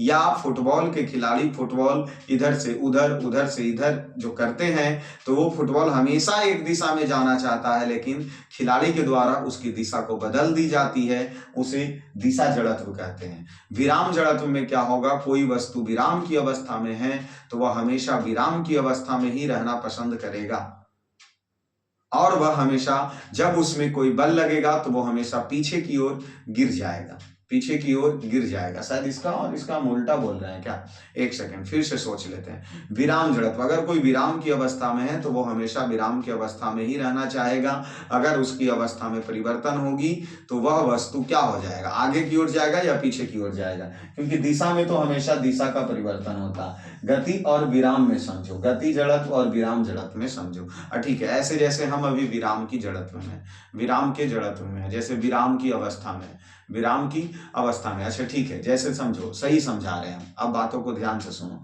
गति जड़त्व, जैसे बस चल रहा, बस चल रहा है तो बस के साथ में हम भी चल रहे, बस के साथ में हम भी चल रहे, लेकिन चलती हुई बस से कूदना खतरनाक होता है। क्यों, अब जैसे ही बस चल रहा था तो बस के साथ में हम भी किस चीजों में थे, गति में थे, बस के साथ हम भी गति में थे, लेकिन जैसे ही हम बस पर से कूद गए, तो जैसे ही बस पे से कूदे तो कूदते ही हमारे पैर जमीन के संपर्क में आएगा और यह पैर विराम अवस्था प्रदान करने का प्रयास करेगा। लेकिन हमारी पूरी शरीर क्या चाहेगी कि जैसे हम बस के जो गति में थे वैसे ही गति में रहें। तो जैसे पैर अस्थिर हो जाएगा, ये मानो जमीन है, यहां जैसे हम कूदे तो पैर अस्थिर हो गया, लेकिन पूरी शरीर चाह रहा कि हम गति में रहें, तो आगे भारे गिरते हैं, अर्थात नाक मुंह टूट सकता है। तो ये बात हम शुरू में ही सही बोल लेते हैं कि गति जड़त्व में हमेशा हम आगे की ओर गिरते हैं और विराम जड़त्व में हमेशा पीछे की ओर गिरते हैं। जैसे विराम जड़त्व की बातें समझो, पीछे की ओर क्यों गिरते हैं। जैसे हमने बस पे चढ़ा, बस अस्थिर था, लेकिन डायरेक्ट बस चलना शुरू हो गया। जब डायरेक्ट बस चलता है तो होता क्या है, हमारी पूरी शरीर विराम की अवस्था में था। शरीर का निचला हिस्सा जो बस के संपर्क में था वह बस के साथ में डायरेक्ट गति में हो गया। अब जैसी बस के साथ में वह डायरेक्ट गति में होगा और शरीर का पूरा ऊपर का हिस्सा चाहेगा कि हम विराम रहें, तो हम पीछे की ओर गिर जाएंगे। कहां गिर जाएंगे? पीछे की ओर। या मोटरसाइकिल पर दोस्त के साथ पीछे बैठे, या गर्लफ्रेंड को बैठाया तुम अपने मोटरसाइकिल पे पीछे, लेकिन गर्लफ्रेंड बैठी, वो तुमको पकड़ी नहीं, तुम एक्सीलेटर दिखाने के चक्कर में दे दिया। जब एक्सीलेटर तुम ज्यादा दे दिया तो गर्लफ्रेंड का शरीर का पूरी ऊपरी का हिस्सा चाहेगा हम विराम में रहें, और निचले हिस्सा को तुम लेके मोटरसाइकिल जोरे आगे निकलने का प्रयास किया तो वो कहाँ गिर जाएगी? पीछे की ओर गिर जाएगी। इसी तरीके से घोड़सवार पर भी हम समझ सकते हैं कि घोड़ा अगर डायरेक्ट दौड़ना शुरू कर देता है तो हम कहाँ फेंका जाते हैं? पीछे की ओर। रीजन, क्योंकि जैसे ही घोड़ा पे बैठे तो शरीर का निचला हिस्सा घोड़े के संपर्क में आया, घोड़ा डायरेक्ट दौड़ना शुरू कर दिया। जब वो डायरेक्ट दौड़ना शुरू कर दिया तो हमारे शरीर के निचले हिस्से को वह गति में कर देता है, बाकी शरीर की पूरी ऊपर का हिस्सा वो विराम की अवस्था में रहना चाहेगा और इसीलिए हम पीछे की ओर गिर जाते हैं। अभी देखो, ये मतलब कपड़े की दुकान में एक डंडा देखते होंगे जो कि कपड़े पर प्रहार करने के कारण उसके धूल कण गिर जाते हैं। रीजन क्या होता है? ये पर्दा है, इस डंडा से इस पे मारा गया तो पर्दा में बहुत सारे धूल कण हैं। अब ये धूल कण क्या चाहेगा कि हम विराम की अवस्था में हैं तो हमेशा विराम की अवस्था में ही रहना पसंद करेंगे। अब जैसे ही इस डंडा से इस पर्दे पे मारे तो पर्दा पीछे चला गया, लेकिन इसमें जो धूल कण था वो यहीं रह गया, क्योंकि वो हमेशा विराम की अवस्था में रहना चाहेगा। इसीलिए धूल कण नीचे गिर जाएगा, धूल कण नीचे गिर जाएगा। तो वो डंडा उठा के हमेशा पर्दा को झाड़ते रहते हैं, तो वहां भी हमें लगता है विराम जड़त्व, वहां भी लगता है विराम जड़त्व। तो आपसे उम्मीद करते हैं कि जड़त्व की इतनी सारी बातें अभी अवश्य ही आपको समझ में आई होगी। ठीक है, अभी आगे चलते हैं, आगे क्या दिया गया है। चलिए फिर यहाँ देखिए आगे क्या दिया गया, क्या दिया गया। जो देखो यहाँ क्या लिखा गया कि बाह्य बल के अभाव, क्या यहाँ दिया गया है कि बाह्य बल के अभाव में किसी वस्तु की अपनी विराम अवस्था या समान गति अवस्था को बनाए रखने की प्रवृत्ति को ही जड़त्व कहते हैं। मतलब वही चीज है कि अगर वस्तु गति में है तो वो गति जड़त्व में, अगर वस्तु विराम में है तो वो विराम जड़त्व में, अगर वस्तु कोई भी दिशा में जा रहा है तो वो दिशा जड़त्व के साथ अपना उस वस्तु को आगे बढ़ रहा। ठीक है, तो हमेशा वही चीज यहाँ कहा गया कि अगर वह विराम में है तो विराम जड़त्व, अगर गति में है तो गति जड़त्व में बनाए रखना चाहेगा। किसी वस्तु की जड़त्व को उसके द्रव्यमान के द्वारा मापा जा सकता है। ये बातें सही है, जिस वस्तु का जितना द्रव्यमान होगा उसका जड़त्व भी उतना ही ज्यादा होगा। जैसे अब एक मोटरसाइकिल है, एक और स्कॉर्पियो है, अभी दोनों में जड़त्व किसका ज्यादा होगा? तो स्कॉर्पियो का, क्योंकि उसका द्रव्यमान ज्यादा है, उसका द्रव्यमान ज्यादा है और इस मोटरसाइकिल का द्रव्यमान कम है। मतलब जिस वस्तु का द्रव्यमान ज्यादा तो उस वस्तु का जड़त्व भी ज्यादा। अब रेलगाड़ी कितनी लंबी, उसके द्रव्यमान ज्यादा तो उसका जड़त्व भी ज्यादा होगा, उसका जड़त्व भी ज्यादा होगा। मतलब हम उसके जड़त्व से समझ सकते हैं उसके द्रव्यमान से। साथ में न्यूटन गति के प्रथम नियम से हमें बल की परिभाषा मिलती है। एकदम छपेगा ये प्रश्न कि बल की परिभाषा किससे मिलती है, तो न्यूटन गति के प्रथम नियम से बल की परिभाषा मिलती है। न्यूटन गति के प्रथम नियम से बल की परिभाषा मिलती है। क्या कहता है बल का परिभाषा? जो देखो कि वह बाह्य बल या बाह्य कारक जो किसी वस्तु के प्रारंभिक अवस्था में परिवर्तन करता है या परिवर्तन करने की चेष्टा रखता है उसे बल कहते हैं। मतलब हम समझ सकते हैं कि बल वह बाह्य भौतिक कारक है जो किसी वस्तु को उसके स्थान के परिवर्तन या तो बदल सकता है या बदलने की चेष्टा रखता है, उसी को क्या कहते हैं, बल का डिफिनेशन कहते हैं। एक बार बताओ, बल में व लगा हुआ है, बल कौन सी राशि होगी, अदिश राशि होगी या सदिश राशि होगी। तो जैसे ही इसमें व आ गया तो बल एक सदिश राशि है, बल एक सदिश राशि है। इसका एसआई मात्रक, तो बल का एसआई मात्रक न्यूटन होता है, बल का एसआई मात्रक क्या होता है, न्यूटन होता है, बल का एसआई मात्रक न्यूटन होता है। बल वह बाह्य भौतिक कारक है जो किसी वस्तु की अवस्था को परिवर्तन करता है या परिवर्तन करने की चेष्टा रखता है, उसे बल कहते हैं। बल एक सदिश राशि है, बल का एसआई मात्रक न्यूटन होता है, बल का एसआई मात्रक न्यूटन होता है। साथ में यहाँ देखिए क्या लिखा गया नोट पॉइंट, जब बल विपरीत दिशा में लगता है तो दिशा के बीच का कोण 180 डिग्री, और जब समान में लगता है तो वह 0 डिग्री बनता है। मतलब जब बल अगर विपरीत दिशा में लग रहा, जैसे इधर से हम वस्तु को यूं करके ढकेलते गए, तो जब वस्तु को हम ढकेल रहे हैं तो उसके दिशा के बीच का कोण क्या होगा, 180 डिग्री होगा। अगर विपरीत दिशा में चल रहा है तो दिशा के बीच, यदि विपरीत दिशा में है तो, और जब समान दिशा में लगता है तो 0 डिग्री बनता है। जब 0 डिग्री मतलब समझ लो कि अगर विपरीत दिशा में हम किसी वस्तु को ढकेल रहे हैं तो वहां पे 180 डिग्री का कोण बनेगा, और अगर समान दिशा में है तो वहां पे 90 डिग्री बनेगा, वहां पे क्या बनेगा, 90 डिग्री बनेगा। इस हिसाब से हमें बल की परिभाषा और प्रथम को जड़त्व देते हैं। जैसे जड़त्व के कुछ उदाहरण जो हम आपको अभी समझाए थे वो यहाँ भी लिखा हुआ है। जैसे ठहरी हुई मोटर या रेलगाड़ी के अचानक चल पड़ने से उसमें बैठा यात्री पीछे की ओर झुक जाता है। बताओ, पीछे की ओर झुका, कौन जड़त्व लगा, पीछे की ओर झुका, कौन जड़त्व लगा, विराम जड़त्व। हमेशा हम पहले ही आपको ये बातें याद करवा दी हैं कि जब कोई वस्तु पीछे की ओर झुके विराम जड़त्व, आगे की ओर झुके गति जड़त्व। अब ये बस पर बैठा यात्री पीछे की ओर झुका, विराम जड़त्व। चलती हुई मोटर कार अचानक रुकने पर उसमें बैठी यात्री आगे की ओर झुक जाती है। बताओ कौन जड़त्व, तो गति जड़त्व के कारण।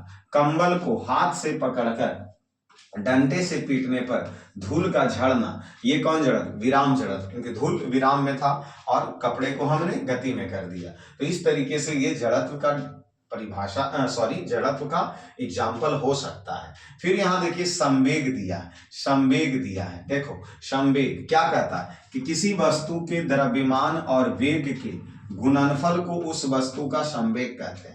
कितना सिंपल परिभाषा निकल गया कि संवेग क्या कह रहा, संवेग क्या कह रहा, किसी वस्तु के द्रव्यमान, किसी वस्तु के द्रव्यमान और उसके वेग के गुणनफल को, किसी वस्तु के द्रव्यमान और वेग के गुणनफल को ही संवेग कहा जाता है। संवेग का एसआई मात्रक क्या निकलेगा, यहां से तुम खुद समझो कि द्रव्यमान का एसआई मात्रक केजी होगा और वेग का मीटर प्रति सेकंड होगा, इसलिए संवेग का एसआई मात्रक जो निकलेगा वह केजी मीटर प्रति सेकंड होंगे, केजी मीटर प्रति सेकंड होगा, केजी मीटर प्रति सेकंड होंगे। अब बताओ संवेग में वह है, इसीलिए यह कौन सी राशि होगी, सदिश राशि होगी या अदिश राशि होगी, तो ये संवेग सदिश राशि होंगे, सदिश संवेग सदिश राशि होंगे।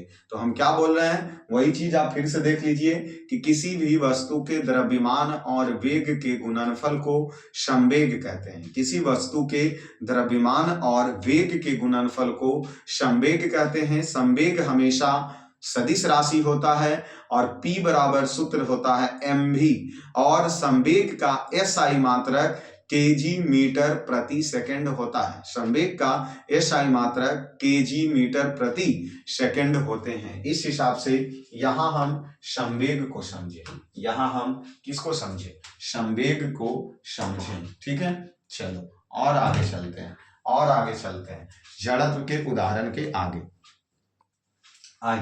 आगे चलते हैं। आगे देखिए क्या दिया गया यहाँ, न्यूटन के द्वितीय गति नियम, न्यूटन के द्वितीय गति नियम, न्यूटन के द्वितीय गति नियम। देखिए क्या कहता है कि किसी वस्तु किसी वस्तु के संवेग, अब संवेग समझ रहे हैं ना, संवेग में क्या क्या है, द्रव्यमान और वेग है। संवेग में क्या क्या है, द्रव्यमान और वेग है, जैसे अभी हम पीछे पढ़े।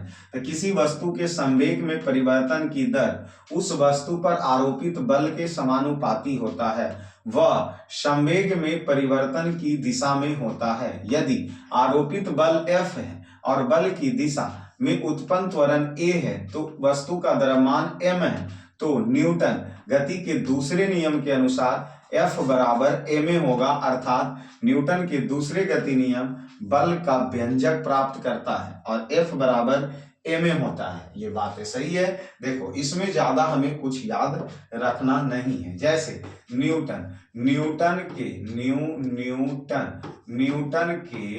प्रथम नियम से हमें क्या मिला, बल की परिभाषा। ये तुम ध्यान रखो, न्यूटन के प्रथम नियम से बल की परिभाषा। अगर यही चीज न्यूटन के द्वितीय नियम से, न्यूटन के द्वितीय गति नियम से हमें क्या मिलती है, तो हमें बल का व्यंजक मिलता है,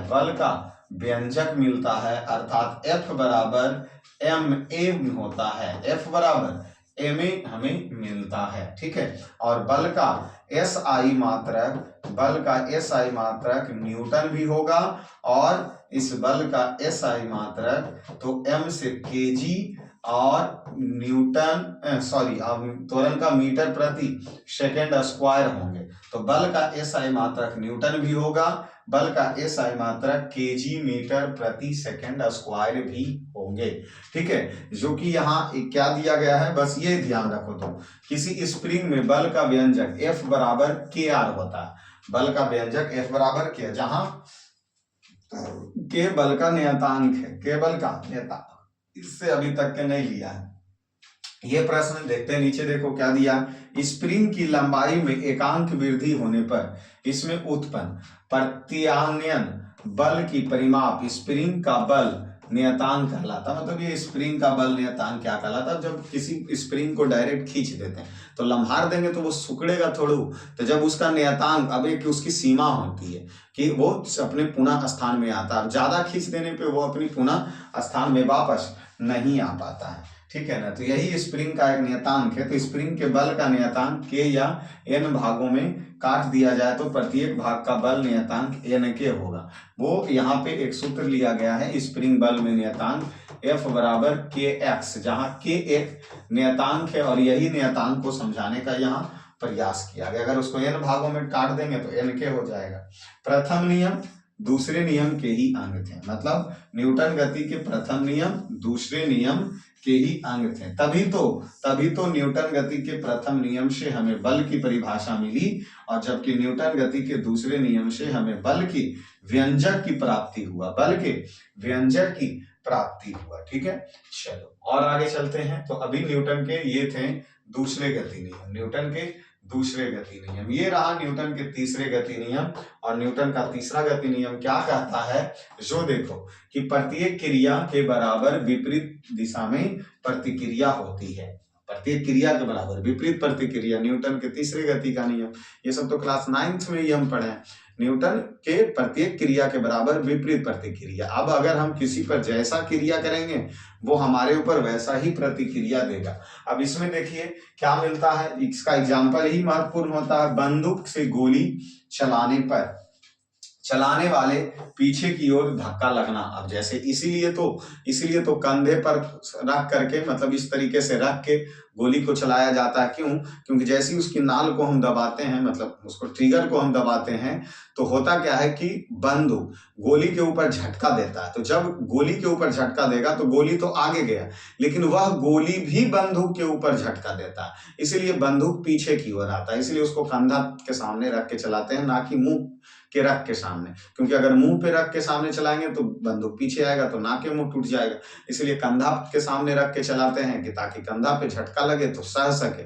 ठीक है, तो इसीलिए तो बंदूक से गोली चलाने के बाद गोली तो आगे जाएगी, पर वह गोली भी बंदूक के ऊपर झटका लगाता है, इसलिए बंदूक पीछे की ओर आता है तो इसलिए कंधे पे रख के उसको कंधे के सामने रख के चलाया जाता है और वो पीछे की ओर आता है। नाव देखे होंगे, नाव किनारे में खड़ा हुआ, अब उस पे से डायरेक्ट छलांग लगाते हैं तो जब हम आगे जाते हैं तो नाव भी हल्का पीछे आता है। तो वही प्रत्येक क्रिया विपरीत प्रतिक्रिया, हम क्रिया दे रहे हैं, प्रतिक्रिया दे रहा। जैसे अभी एगो बॉल लेंगे, दीवार पर पटके, तो जैसे ही हम बल लगाएं तो दीवार पे वो क्रिया हुआ, पर दीवार से भी टकरा के वो बॉल हमारे पास आएगा तो वो प्रतिक्रिया होता है। इसलिए चलती हुई बस या रेलगाड़ी में जैसे ही हम कोई पत्थर मारेंगे तो जैसे ही पत्थर मारेंगे तो वो हमारे ही दिशा में आ जाएगा, क्योंकि मारेंगे, क्रिया दिए, प्रतिक्रिया, क्रिया दिए, प्रतिक्रिया। जमीन पर चलना, जैसे ऐसे हैं चल रहे हैं तो अपने पैर से जमीन पर बल लगाएं तो जमीन भी हमारे ऊपर बल लगाता है, तो जब हम जमीन पर बल लगाएं तो उसको क्रिया कहेंगे, और वो हमको अगर आगे की ओर धक्का दिया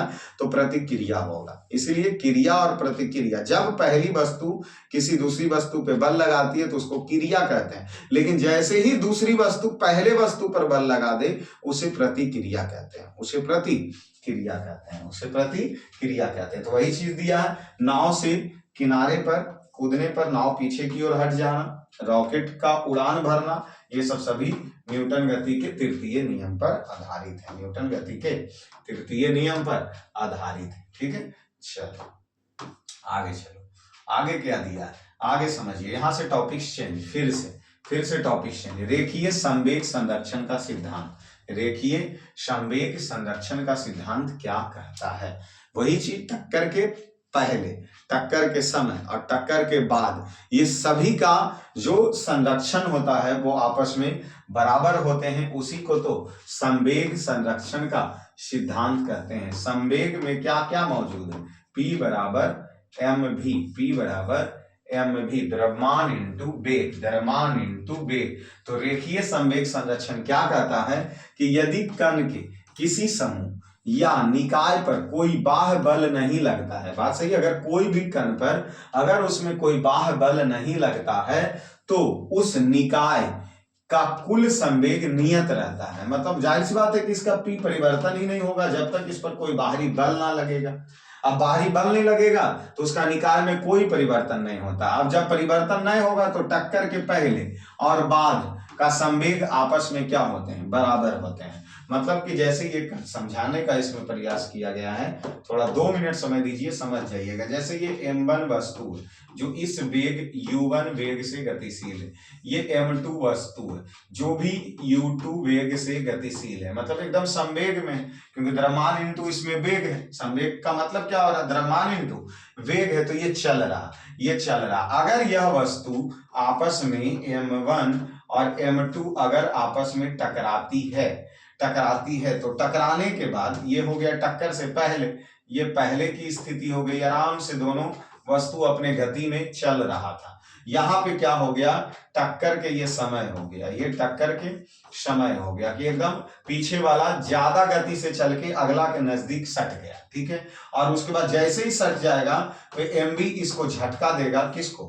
m2 को, तो ये और आगे चले जाएंगे, अर्थात ये u1 और ये 2, क्योंकि जब टकराएगा तो इसको धक्का देगा, तो ये टक्कर के बाद हो गया, ये टक्कर के बाद हो गया। अब ये संवेग संरक्षण का सिद्धांत कहता क्या है कि ये जो m1 u1 है और प्लस m2 u2 है, m2 u2 है, जो u1 से थे ये v1 से है, क्योंकि वेग में परिवर्तन हो जाएगा, ये बढ़ा के कर दिया, ये भी बढ़ जाएगा, धाई नंबर आगे चला जाएगा v। तो ये जो m1 u1 इसका जो है और इसका दोनों को अगर जोड़ दो तो इसका जो संवेग निकलेगा वही संवेग इसका भी निकलेगा, m1 v1 plus m2 v2। ये दोनों का संवेग आपस में क्या होंगे? बराबर होगा, और इसी को कहा जाता है क्या? संवेग संरक्षण का संवेग। तो रेखीय मतलब एक सरल रेखा पर कोई वस्तु चल रहा था।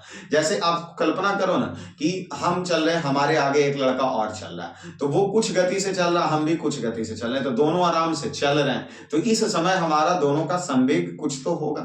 ठीक है, अब है कि हम स्पीड अपना बढ़ा दिए और उसमें जाके सट गए तो वो हो गया टक्कर के समय। लेकिन जैसे ही उसमें सटे तो हम अपने वेग को जब बढ़ाएं और वो उसी चाल से चल रहा था, तो हमारे वेग से जब उसमें सटेंगे तो जाहिर सी बात है कि हमारा वेग बढ़ल है और उसका कम है, तो उस वस्तु को हम क्या करेंगे? धक्का देंगे। तो जैसे ही धक्का देंगे तो वो और आगे चल जाएगा, तो V1 चाल में वो चला गया, हम भी V1 में आ गए क्योंकि चाल थोड़ा बढ़ा दिए। तो वही चीज कि जो पहले हमारा था तो M1U1 अब प्लस उसका जो था M2U2 था, तो वो आप एक जोड़ दो। उसके बाद जब हम उसमें सट गए तो हम अपना चाल को बढ़ाएं तब ना सटे, तो हमारी चाल को कर दिए V1। अब उसमें सटे तो उसका भी चाल को हम ढकेल के बढ़ा देंगे, तो उसका भी चाल को हम V2 कर दिए। तो अपना चाल M1V1 और फिर उसका चाल M2V2, ये दोनों को जोड़ दो। और इसे जो पहले जोड़े थे M1U1 M2U2, यह दोनों आपस में बराबर होंगे और यही नियम को कहा जाता है संवेग संरक्षण का सिद्धांत। संवेग संरक्षण का सिद्धांत जो यहां आपको समझाने का प्रयास किया गया। अब समझो कि ये जो संवेग संरक्षण का सिद्धांत है वह न्यूटन के कौन से नियम पर आधारित है, ये पूछ दे आपसे तो आप बोलिएगा यह न्यूटन के तृतीय गति नियम पर आधारित है। अर्थात संवेग संरक्षण का सिद्धांत न्यूटन के तृतीय नियम पर आधारित होता है। ठीक है, चलिए। और ये क्योंकि इसका दूसरे रूप में वहां समझा जाता है, देखिए तृतीय नियम के सभी उदाहरण को इसके द्वारा समझा जा सकता है। किसके द्वारा? संवेग संरक्षण के सिद्धांत के द्वारा। मतलब कि अभी तक न्यूटन के तीनों नियम, तो तीनों नियम में ही बात तुम दिमाग में बैठा लो। न्यूटन गति का पहला नियम जो कि बल की परिभाषा देता है, उसे गैलीलियो का नियम कहते हैं, उसे जड़त्व का नियम कहते हैं। जबकि न्यूटन का दूसरा नियम बल के व्यंजक को ज्ञात करता है। और न्यूटन का तीसरा नियम प्रत्येक क्रिया के बराबर विपरीत प्रतिक्रिया। और न्यूटन का तीसरे नियम का संबंध संवेग संरक्षण सिद्धांत से भी है। प्रश्न पूछ दे, संवेग संरक्षण सिद्धांत से कौन नियम आधारित है? तो न्यूटन का तीसरा नियम। संवेग वाला नियम कहां से मिला था? P बराबर mv, तो वो जो हमें मिला था न्यूटन गति के पहले नियम से मिला था। दूसरे से बल का व्यंजक हमें मिल गया, दूसरे से बल का व्यंजक मिल गया। पहला नियम किससे संबंधित है? दूसरा से कि तीसरा से? नहीं, पहला नियम का संबंध दूसरे नियम से संबंधित था। ठीक है, और तीसरे नियम से हमें क्या मिल गया? संवेग संरक्षण का सिद्धांत। संवेग का सूत्र कौन से नियम से मिल गया? तो पहले नियम में हमें संवेग का सूत्र P बराबर mv मिला था, P बराबर mv मिला था। ये बातें समझ में आपको आ गई?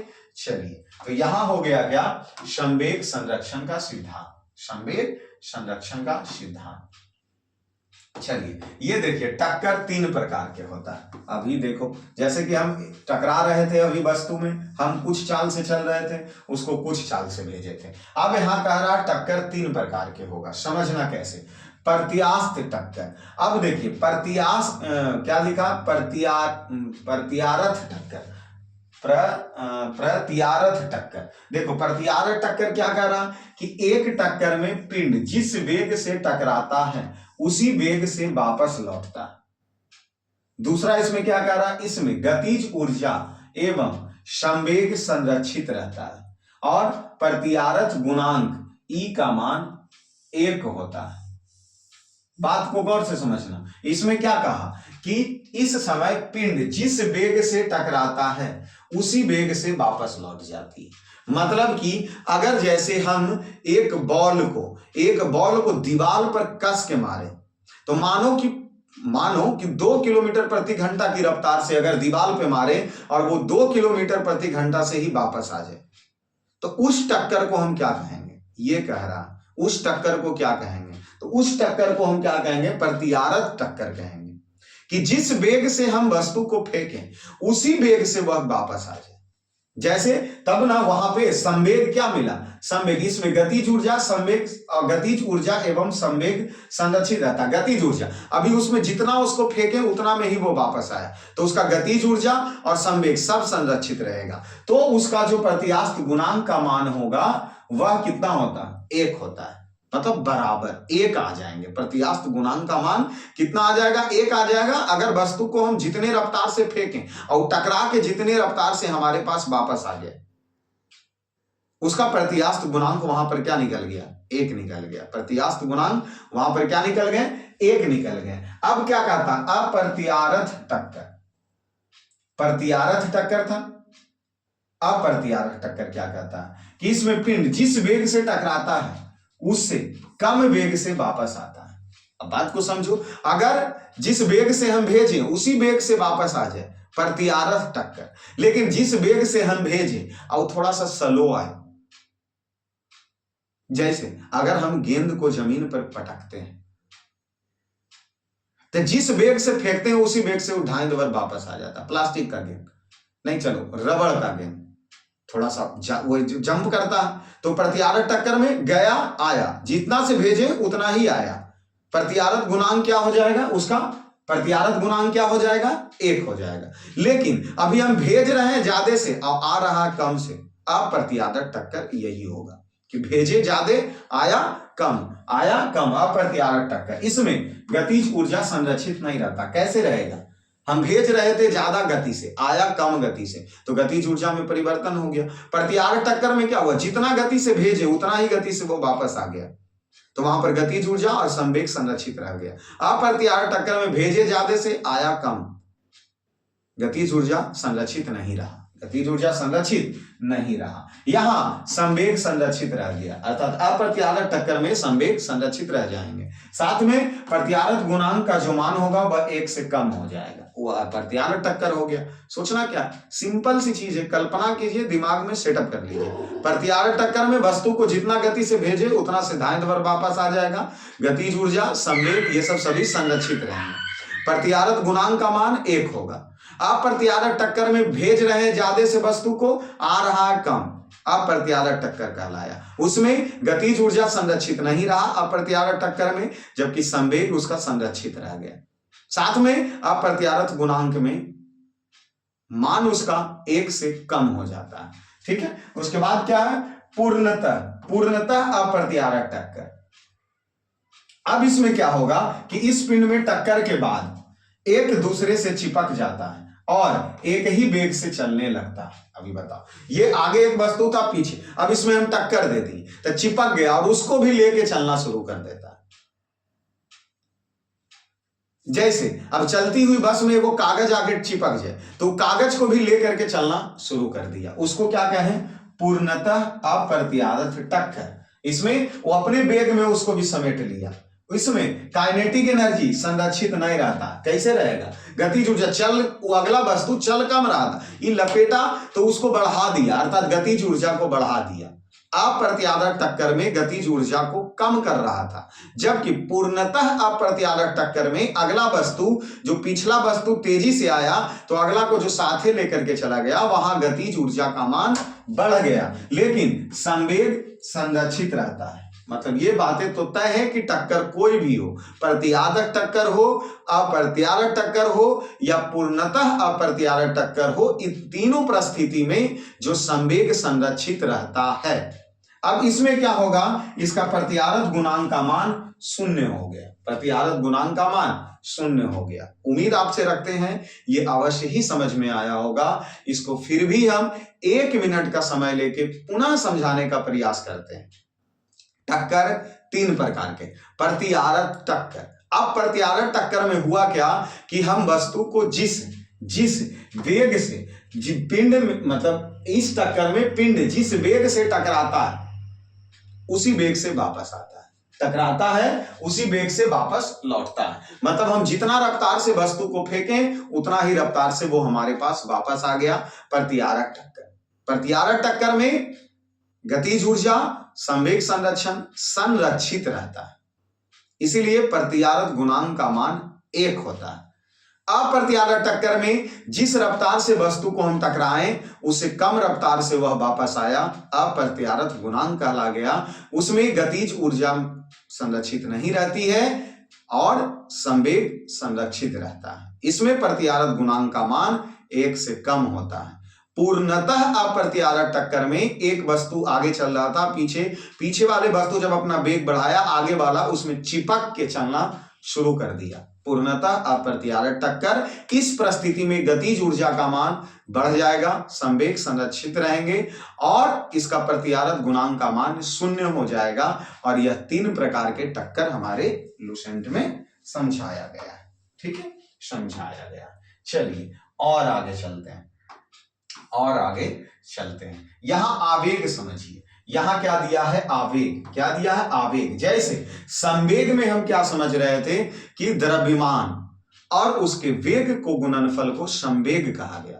किसी वस्तु के द्रव्यमान और वेग के गुणनफल को क्या कहा गया, उसका आवेग कहा गया। उसी प्रकार संवेग कहा गया था। आवेग देखते हैं क्या है कि जब कोई बड़ा बल किसी वस्तु पर थोड़ी समय के लिए कार्य करता है तो बल तथा समय अंतराल के गुणनफल को उस बल का आवेग कहते हैं।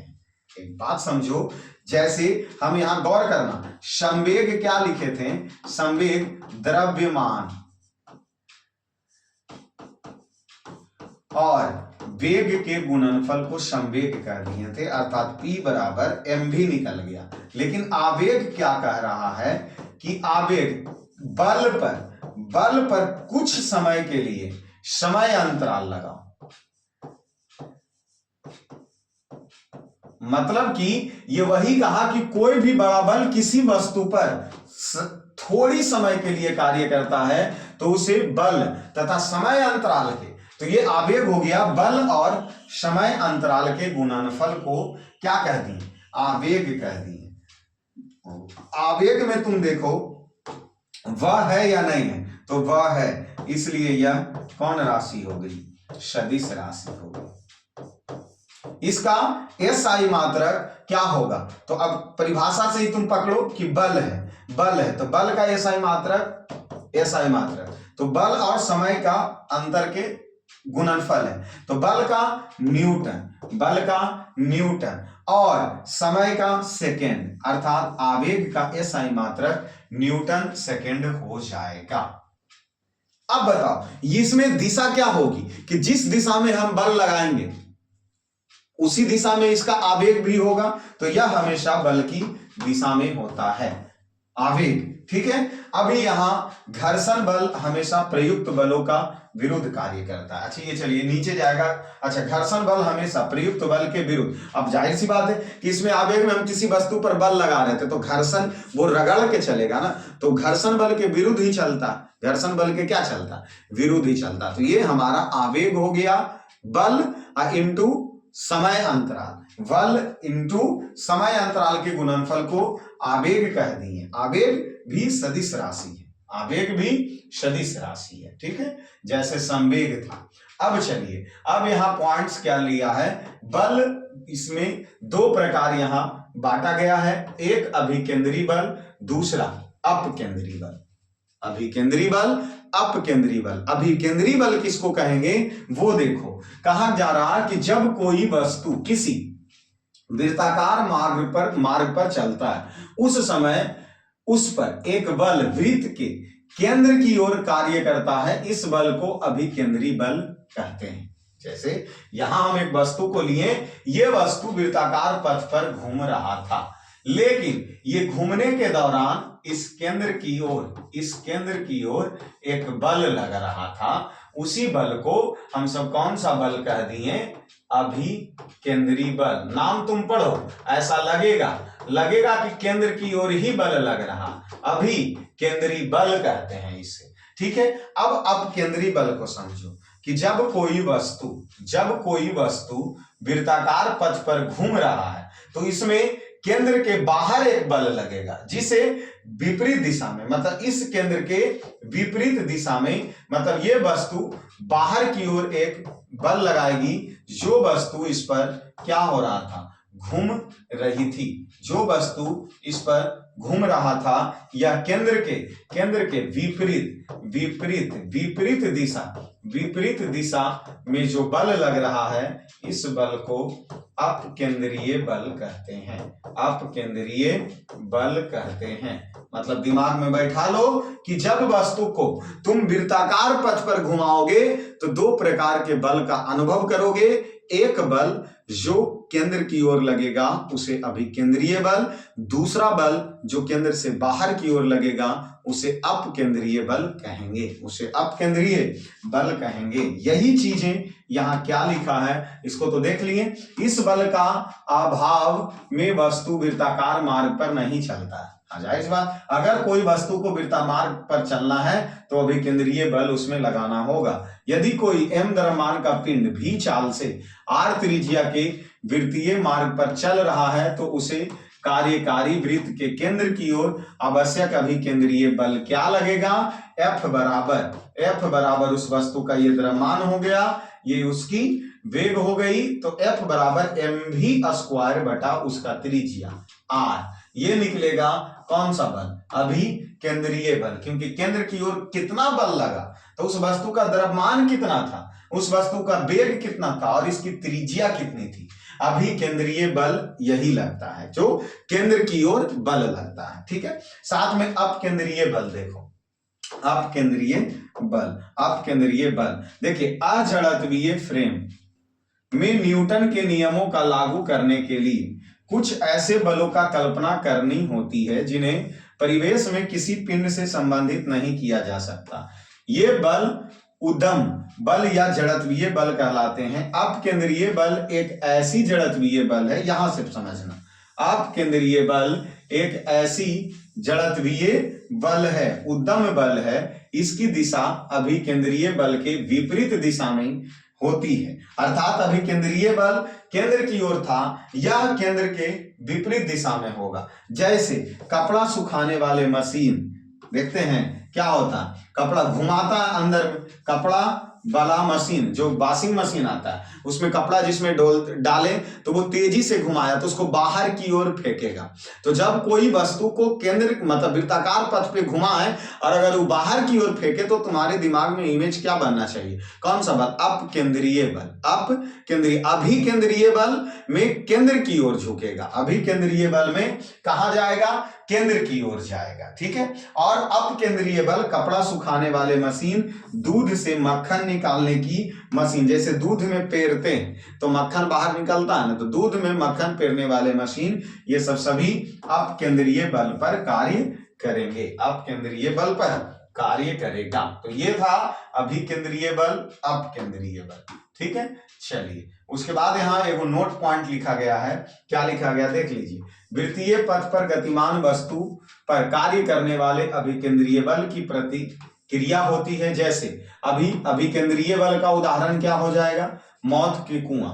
अभी मौत के कुआं में गाड़ी का चलाना, तो वो हमेशा केंद्र की ओर एक बल लगाएगा और वही बल लगा के वो घूमता रहेगा, तो अभिकेंद्रीय बल। दीवार पर मोटरसाइकिल अंदर की ओर क्रिया बल लगाती है, जबकि इसकी प्रतिक्रिया बल मोटरसाइकिल द्वारा कुएं की दीवार पर बाहर की ओर कार्य करता है। कभी कभी बाहर की ओर कार्य करने वाले इस प्रतिक्रिया बल को भ्रमश अपकेंद्रीय बल कह दिया जाता है, जो बिल्कुल गलत है, जो बिल्कुल गलत है। तो हमेशा याद रखना कि ऐसा नहीं सोचना कि मोटरसाइकिल के द्वारा उस दीवार पर बाहर की ओर बल लगा रहे थे तब हम चल रहे थे। दिमाग में बैठा लो, इसका एग्जाम्पल ही पूछता है परीक्षा में कि मौत के कुआं में गाड़ी का चलना कौन बल का उदाहरण है? तो अभिकेंद्रीय बल का। कपड़ा सुखाने वाले मशीन अपकेंद्रीय बल का। मक्खन पेरने वाले मशीन अपकेंद्रीय बल का। तो मौत के कुआं अभिकेंद्रीय, मौत का कुआं अभिकेंद्रीय बल। ठीक है, ये होता है। चलिए और क्या आगे दिया गया है? और क्या आगे दिया गया? बल आघूर्ण और सरल मशीन।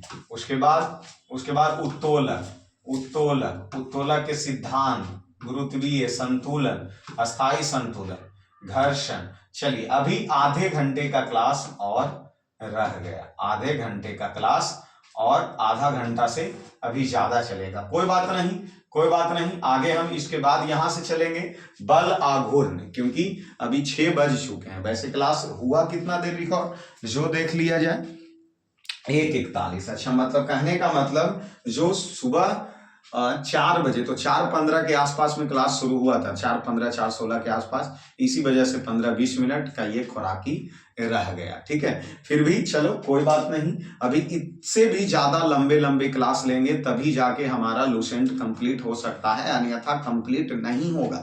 एक बात दिमाग में बैठा लीजिए, एक टॉपिक्स पढ़ने में 2 से 2.5 घंटा से कम समय नहीं लगने वाला है, अगर चीजों को अच्छे से समझना है तो तो अवश्य ही अभी हम फिर कल मिलेंगे सुबह और इसको रिकॉर्ड करेंगे। अभी प्रयास करेंगे कि कम से कम 2 घंटे रिकॉर्ड अवश्य कल सुबह करना है, ठीक है। पर आज शाम में इसके लिए जो हम पढ़े हैं वो मापक और अभी तक गति जितना पढ़े इसके लिए लगभग 150 प्लस ऑब्जेक्टिव की व्यवस्था हो चुकी है। तो उसे हम लेकर के शाम में अवश्य आएंगे और आप उस वीडियो को भी प्रैक्टिस के रूप में अवश्य देखिएगा। अगर कोई यह वीडियो को लास्ट तक पहुंचा है तो ठीक है, और अगर लास्ट तक पहुंचा है तो अवश्य ही वो कमेंट करेंगे, ठीक है, कि हमने ये पूरी क्लास देखा इसका, ठीक है। चलिए फिर मिलते हैं नेक्स्ट क्लास में।